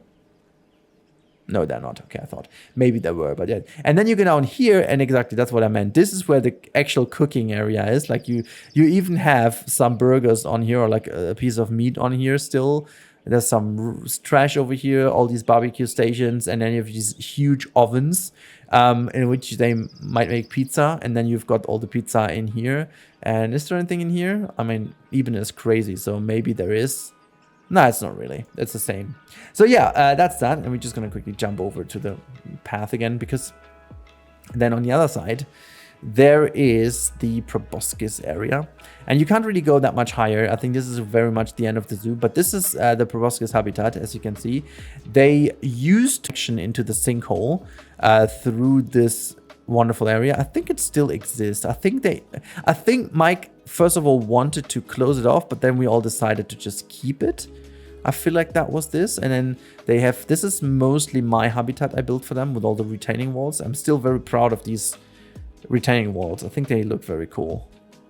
It's a little thing, but I'm still very much in awe with them. And then this is an elevator. We can't really use that one. Just gonna go up here. You just have like a little bit of a different building, but I think this is mostly not fledged. Of course it is fledged out. Oh my God. The Mario's Dessert and Sweets. I just can't. I need to drink a little, guys. This is, oh my God, my mouth is becoming, like I'm so in awe, and you will, oh gosh. Yeah. What else can I say? It blows me away, and it's literally the park I have been building in. How is this even possible? This looks like pudding. What's that even? That's so cool. And is there something behind here? Well, you can go outside, but I feel like this is the end. This is the end, you know. Yeah, okay. It was meant to be that this is the way leading up to the temple that used to be up there, but it's gone. So at this point, that was one of Sylph's building, and we've got another retaining bazaar. I'm gonna keep pronouncing it this way, just because I have no idea how it's correctly pronounced, and so I'm just making fun of it to pretend that I obviously would know it, which I don't. Okay, ooh. See, this is the problem, because we've got so many interiors. I do think that everywhere there are interiors. I don't even know what exactly this is, just like a little bakery or something, but I mean, it's lovely, it looks good. You've got some sweets. Yeah, let's just get off the elevator. I love the fact how much we spend time to ensure that there's also like very, like everything is barrier free and you can actually get everywhere. Man, this water had a lot of bloop in it. Just need to make sure that I'm not doing funny noises here on my talk. I'm gonna run all the way back. We're gonna quickly have a peek into the sinkhole, and then we are going to have a peek into the bat cave just very quickly, not too long.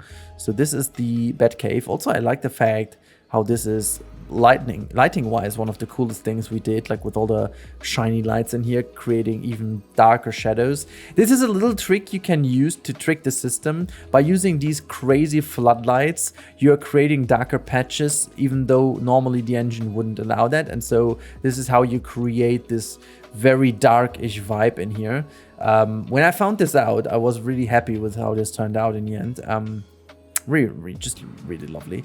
And then obviously I made this sinkhole because I thought I'd end some of the tourist guides or so for this area, and I was like, I find this so interesting that I do this. And then I would say like 80% of the work is what I did, and then even just I think Mike was it, he just lushified it. Is that even a word? He made it even more lush and overgrown, and I still feel like this looks so cool. It's a bit of a, you know, that was maybe the first time I noticed that the VFX, the water VFX in this game can actually, they could receive an overhaul. Like they look okay, but they don't look great. The image that I had as an example for that one is so cool because you have the waterfalls just spraying down. You know, they come down, and the further they go down, they just kind of become mist in a way. They don't even, that's like not a stream of water anymore. So that looks super cool. And then you have this very dribbling water effect, and then the other ones are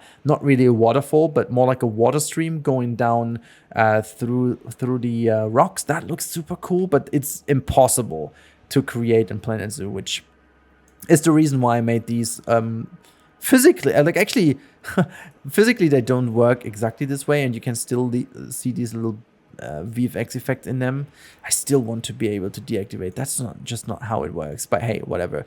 And then we have the Koali Adventure. I think not really that many people saw it, but I am still a big fan. Oh my god, that is dark. Can we just, oh yeah, finally our eyes transfer to it and we can have a look. Yeah, so this is like a cave with some beds in it. It's nothing too crazy. Let's just go. Oh my god, blinded by the lights. We can actually, for everything that happens, we can have a song. This is a disease. I have a disease. Whenever something comes to my mind, I have a song in my head. And literally, the only thing I can like remember off from the song is exactly that. It's like when I think about blinded by the lights, that's like the only little phrase I can do. So this is a collaboration project between me and the lady, which I am very happy with. This is the aquatic tunnel, and I just built this so complicated that no one wanted to touch this anymore because it is impossible to move with all the different water things. You can't actually touch any of the walls because you'll break it. So this is one of a kind tunnel we're going through. And I just specifically left over some habitats for Lady to build in, and she built this African penguin habitat, and we will also see the giant otters in here too. And I find she did you can't even say how great the job was she did, because I gave her the literally most impossible shapes of habitats. I'm just gonna sneakily climb up here because there's another Easter egg in here I wanted to show you when we are up there. But also I wanted to show you the beach that Lady did. Yet again, this is the simple Lady beauty. I think this is this sounds wrong anyways, but the beauty of her builds is in particular amazing, because she's not really using that many pieces as other people might be. If you compare that, for example, to the build of Caesar or so, who's always using a bajillion pieces to make the ground, and it looks always fantastic. But I don't know how Lady gets this done, but she's using like a couple of pieces only. Look at those two fight, by the way.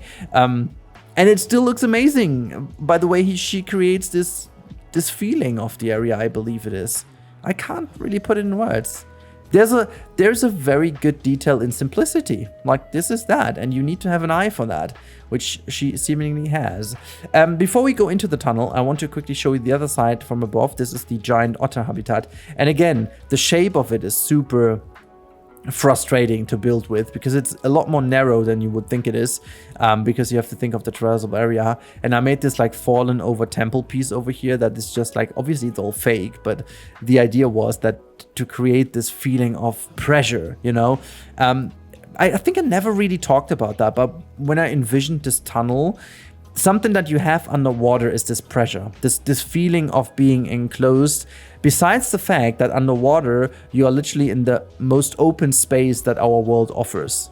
That is a weird thing to think about, but despite the fact you are in such a vast area, there is still this feeling of pressure and being very condensed in a very narrow area, very small space, you know what I mean? And small also in the sense that you're always feeling, you know, the feeling of air that you need to survive there. It gives you that feeling of suppression and being somewhere in. So this is what I wanted to show you.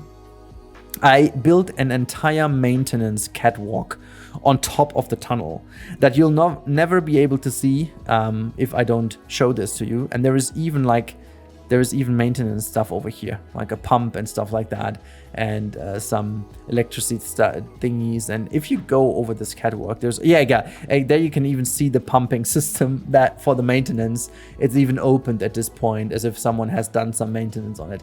I am freaking proud of that, and this is why I showed you. These are like these outside plugs for like cables and on. I am beyond happy with how I sneaked this all in, which is something, again, it's one of those things you don't need to do because no one will ever notice. I do, because I did this and I'm very proud of it. And so, whoops, let me just get down here. And there's a lovely little rubber duck over here. Is that penguin just standing on the water right now? Oh my god, another mighty animal in here. Yeah, let's go into the tunnel, because that is something very nice as well. And then you have some peeks into the underground area here, underwater viewing. Water comes down out of this vase, and then you've got different heights also to take care of the kitties, you know, that also kitties can see something. And you've got some water dribbling in here. This is an intentional effect, you know, in these kind of caves, you would have that as an intentional effect and not like, this is not a problem. So it's just like also as in theme parks when you have like a coaster going through, for example, Big Thunder Mountain has this waterfall on top of the chain lift in Paris. Still a big fan of the Paris Big Thunder Mountain, which I think, you know, I thought about this like this. And then you go down into the tunnel, and as I said, you don't notice all of the maintenance crap that I did on top, but it's all there, you know, and it's all sneaked in. You also have these cameras to see the wonderful, this is something we did later, so to see what Lady actually built. I took these screenshots and I'm very happy about this. So there are some outdoor cameras, and obviously you will find these cameras in these spots. It's not like that I faked them. They are actually existing, in case you were wondering. And then this is something I'm super proud of, because you go down, you know. The only thing I might have made, this is maybe the only thing I'm not entirely happy with, is the fact that I used actual slopes for that instead of going with the terrain, because using the terrain I could have made this whole ramp over here even more seamless and even more perfect, I should say. But I remember that I had some issues getting this done, and so at this point I'm still happy. But by going down, the water obviously becomes deeper, and now you're very much man high down here below water, and it really feels like this is the maximum pressure you can have, being 4 meters underwater. Like it doesn't seem much, but to create this feeling and to not make people feel super, you know, overwhelmed by that and feel, you know, in a way not good anymore. This is the area where we open up. This is where we break everything up. You know, this is where you have daylight again, where air flows in, where it all becomes a lot more brighter to avoid people feeling uncertain, and you know, this is a discomfort, I wanted to say. This is the whole idea behind this. So there's a whole storyline I created for that. And then there is this little caiman area over here. I think this is just for them to chill out in, and there's a whole habitat behind this. I feel like I saw Lady's tour and she thought that wasn't finished, but it is. Also, have you seen the keeper running there? There's another maintenance area going here. I'm just so proud of all of that. It's so good. So yeah, if we go around that corner in a bit, you'll see what I was talking about. So if we go around that corner, there's like a little kids area where they can chill down, and you can see all the billboards are done. And this shows you also the upper area of it.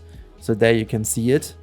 And this should actually be the caiman, which seems to be not swimming around or anything like that right now. This is like a very deep one to really go deep dive and so on. I just wonder why that one is. Just let's quickly pop up here and see if the animals are even in the habitat. They're actually not. Usually there should be the caimans in here. And also there is the camera I was talking about, one of those cameras. So they actually exist. So at least I could show you that. Huh. I'm confused. Maybe they're boxed somewhere? I'm so confused because they used to be in here 100%. Maybe someone took them out for several reasons, because there is even backstage built in here, as you can see. Some shelves and so on. It's all connected, interconnected. It's ridiculous that this all works. Like, just to show you, this actually is connected. There you have like all the maintenance area, and then you go around here. You have this, I think that this is the elevator, and this brings you, and just think of the elevator, okay? Think of it. Because when we go back inside of it, come on, let me just go down here, please. Oops, where am I? Oh yeah, this is the outside area for them. But I need to come back into, how do I get back into the tunnel nicely? There you go. Whoops, whoops, whoopie doopie doo. Just want to go down here. Come on, let me just go down into my tunnel. Okay, I think this is the way to go. Yeah, there you go. Oh my god, that was so weird. But yeah, so just think of the elevator. And we're going here. There you go. This is the hidden spot for it. This is the elevator going up. I'm just like, I'm so happy about this. This is also good. And now we come to the crown jewel of my build. These are the underground tanks. This is why there is this whole backstage stuff done. Because I felt like I have to do it. This realistically, you need to keep them somewhere. And this is the shark tank. I mean, look at this. And also, if you go down here, it feels like as if this is all connected. Yeah, some of the billboards don't really play every time. You can see there's a bit of a hiccup here. So usually how it's done is like that this shark over here swims, and then you see it pop up there again. So it gives you the idea as if they're really swimming, but it seems like there's a bit of an issue here with the one. And then we have like another backstage access, and yes, this is also connected. If you go through here, let me, I think, demonstrate it. Whoops, there you go. Yeah, there you go. There's another little backstage area for them. Some pumping systems. It is, yeah, I can't. Also, these things are kind of funny because they, once upon a time, they have been used in another area of the park, but I think we then didn't use them, and so they are here, but you can see they're broken apart in certain ways, and there is not a proper table anymore, so this is some backstage jank. And I'm madly in love with that. So you can just go back into the tunnel here. Oh my god, oh god. Can I get back down, please? There you go. And let's go straight through the wall now to see that I can't get back in there. What the heck? It was a freaking disaster to get here. So I just made a little cut. So yeah, there are also some fake aquariums like this where I use actual water. And fun fact, all of these aquariums in here, they actually have water in front of them. So the billboards do have like a bit of water in front of them to make them even look more realistic. So there we have got some smaller fishies over here. And I also try to pay tribute to the perspective so that you're looking from above a little. So you look down into the habitat. And then this one is on your eye level, and this one is a bit more zoomed in. So I couldn't find enough good footage, to be honest. This one is a bit scaled up. I'm not the biggest fan of it. But you get the idea, you know. This one over here I'm also very proud of, because this is also a wonderful fake effect. If you plop down, you can see that there is even... can I show this to you? Yeah, there you go. It almost looks like as if this is really like a little aquarium with an opening to the top, and just hiding the... billboard behind that, and I think it works perfectly fine if it was just playing. Yeah, some of these would need to be restarted. Same goes for that one. What a shame. But you can see the water in front of it is actually doing the trick. You can see there is a bit of movement in front of it, making it appear like as if water flowing. I'm just really not sure why some of the billboards don't play it. It's not the FPS. I'm not sure what exactly that is. But hey, you get the idea, you know, even having like a semi-habitat like this, I remember doing this. This was a good time. This was a good time. So yeah, getting out of here, there is backstage that you can access via the background. You've seen that. To the right-hand side, we've got the capuchin monkey. And... you know what, as we are almost done, we can actually take this backstage route, shall we? Just to show you. So this is the backstage area with a big gate. But honestly, that one is just fantastic because you go all the way back here and it's all interconnected. Yeah, some floaty rocks, don't mind them, but this is just fantastic because you have like a whole parking area here for the vehicles, and then this is all connected with stables, and it's rather huge complex because this is where the shark tank would actually be behind. So I'm very happy. It's ridiculous. Yeah, so the only thing that is a little bit left out is the safari. And this is where we're going real quick. We are going to the safari area, and I will fly through the course of the safari because actually riding it would take too long. I could actually include this, to be honest. I could do this together with the monorail. This is a good idea. Like if you guys think this is a cool thing to do, we could make a video of a monorail ride and the safari ride. That's something we could do. Oh, look at the gorilla go. Where's the floaty gorilla? For making it perfect, we would need the floaty gorilla. Anyways, let's not waste too much time. God, this is again, the recording is over an hour long again. I mean, what the heck? This will be an over 2 hour long tour. That is mad. Like, for any one of you who is watching this entire tour, props to you. You are crazy. What have you done? What is going on with you? Okay, never mind. Let's go all the way here. Also, you need to let me know in the comments. If you actually watched through the entire video, you need to let me know. There's no way around this. Okay, let's actually jump into the queue. Woo! Actually, I'm gonna jump to the queue. So we're waiting for a car, but I'm not waiting for it. So what I'm gonna do is, actually we could also run the course. I don't need to fly it, I can run it. Okay, let's run it. We are very trained, you know. We've been training for the Olympics anyway, so we're just gonna run it real quick, like a good trail. So yeah, keep your paws inside the vehicle at all times, because this is the wildest ride in the wilderness. Yeah, for everyone who's, you know, into Disney, you will exactly know where this is from. So yeah, this is the ride, and what can I say about this ride? It is one of the most crazy things I've ever been able to build on, and just what we've created and made out of this is beyond me. So you are going through a lot of habitats, and there are so many realism aspects hidden, like having these mist areas over here where the animals can get a bit of a rest, and then going through here you also have so many little areas for them to chill and get rid of being in the way of the, you know, car and so on. It is ridiculous. And then you also have some stables hidden here in the back.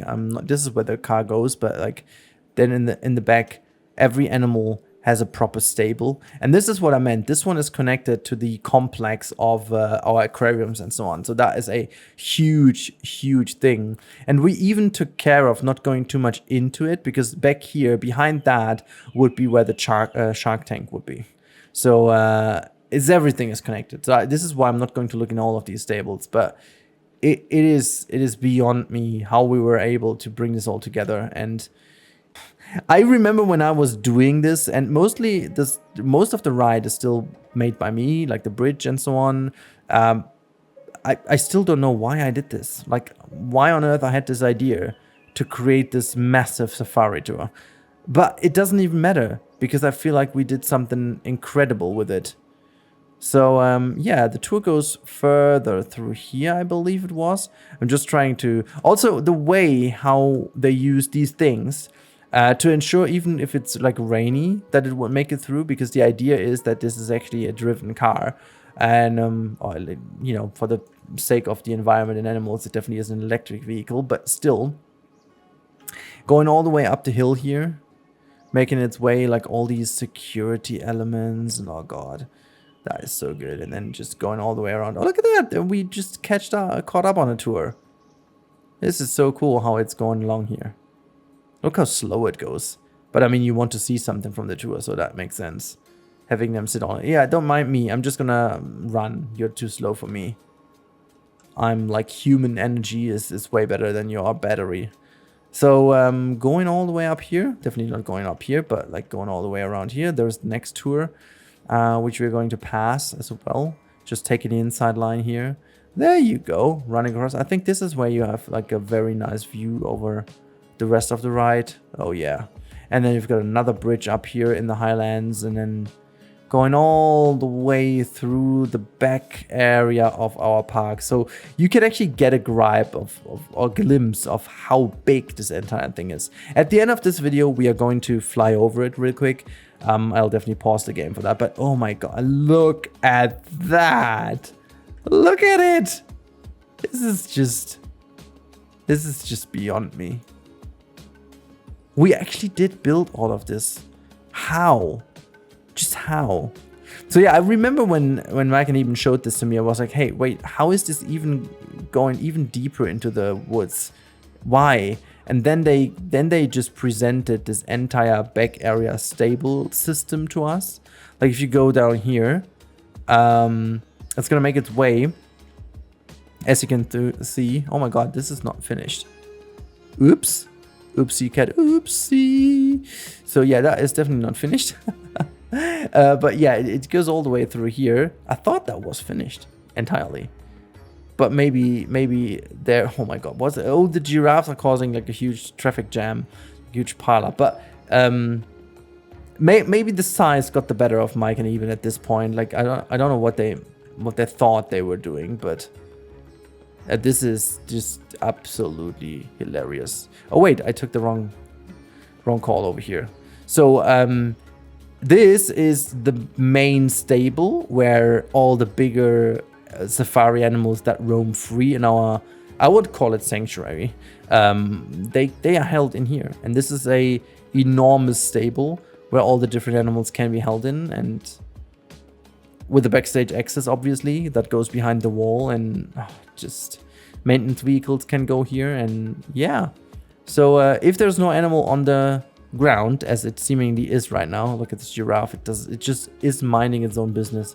It's like, whatever, I don't care about you. See, you should have gone by food, because that's it. By the way, if you see these elephant grass at some point, this is meant to just keep the animals in some areas, because if you do make the habitat too enormous, they won't be able to use this anymore, and also they would move into all of the other habitats in between. So this is why we use the elephant grass to separate the habitats from each other. So this is that. And yeah, the tour goes further through like a little tunnel over here. I honestly can't remember if I planned the tunnel in or not. I feel like I didn't. Then we also have like a little water feature coming through. God, that's so amazing. And then it goes all the way through here. My goodness me, that's just too much. That is just too much.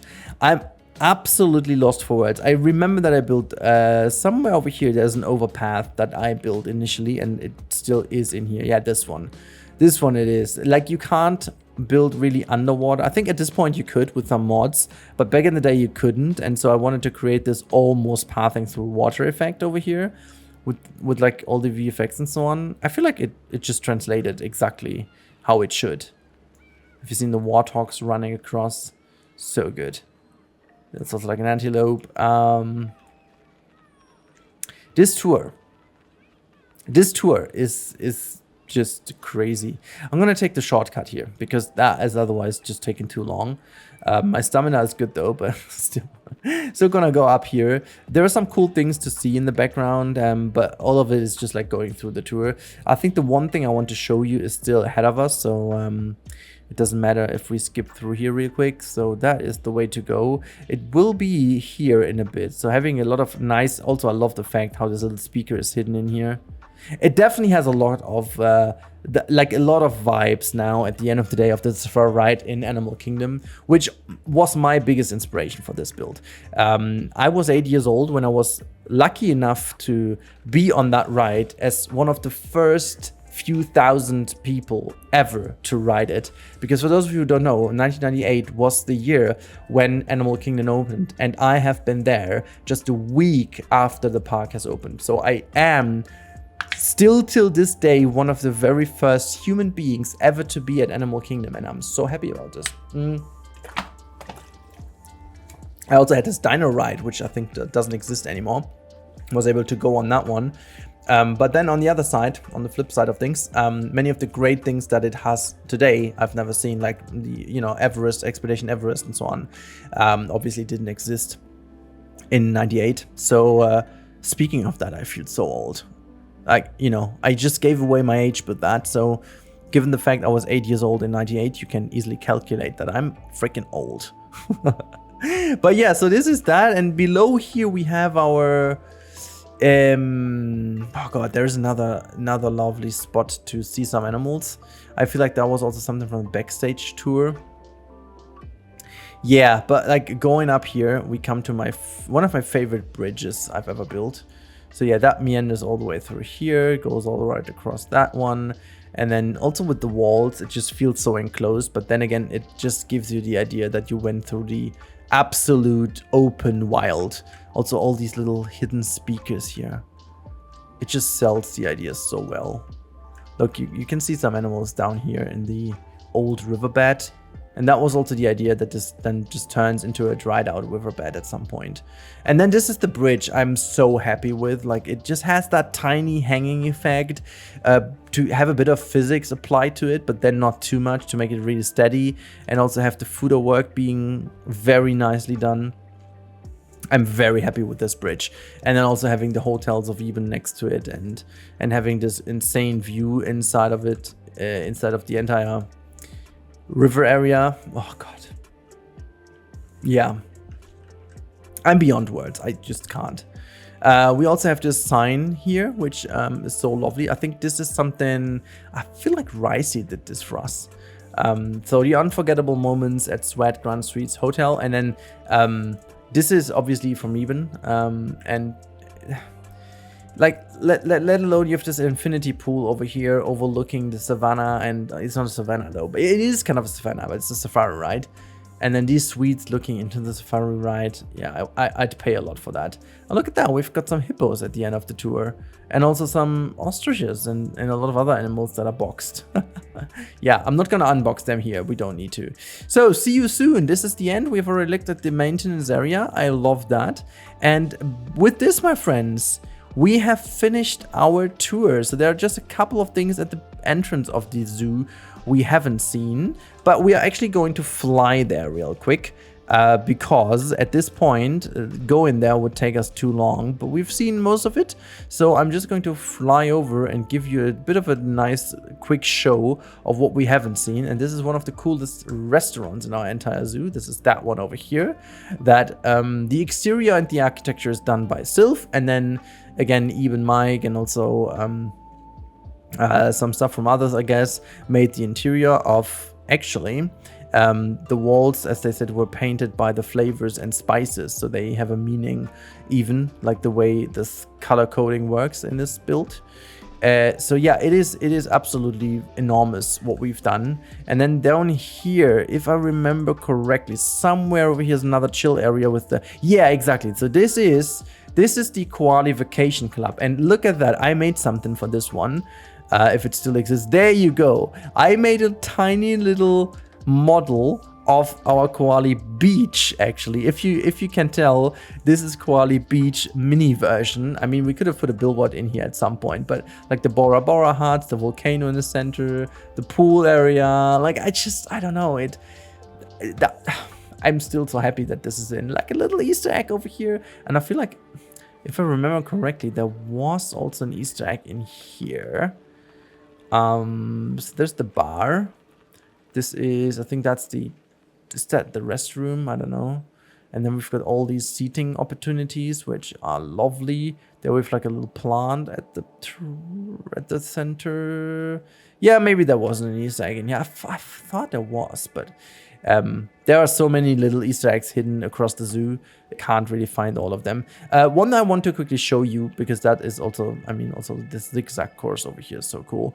But then it goes into a very neglected area, I must say. But this is also like a little dedication part, because some of these people have more or less donated elements to our zoo, basically, because they have given some stuff that Eben and Mike used, and you know, just like this little touch, so good. And then if you go over here, there is some lockers all across the zoo, and then we have this playground. And if you remember correctly, that was the 100k special for the lady, and I feel like there's a I think there's a, you know, there is that one figure too much slipped into it, or maybe that was the joke, I don't know, but like this was the 100k, not a million. I would know if Lady had a million subs, and she would know as well, I guess. And then yeah, they took some of the stuff I built and made this. Oh wait, there's the play button. Yes, it still exists. There is the slide that goes to this play button that I made for Lady. Ah, yeah, there you go. There it is. This was what I was looking for last time. All right, so this is it. Let's pause the game to even have a more smooth flyover. Oh boy, this is so smooth. Holy macaroni bamboni. This is, by the way, this is the whole plantage, the banana plantage. It's not like you couldn't see that much from the ground. And then you have the zipline adventure up here, where you go like, all the way over here, and then over here. There you go. Wait, Mike did actually do some pathing in between. Oh my god. Well, actually he started doing this. It's not completely done, but it still exists, and I love that.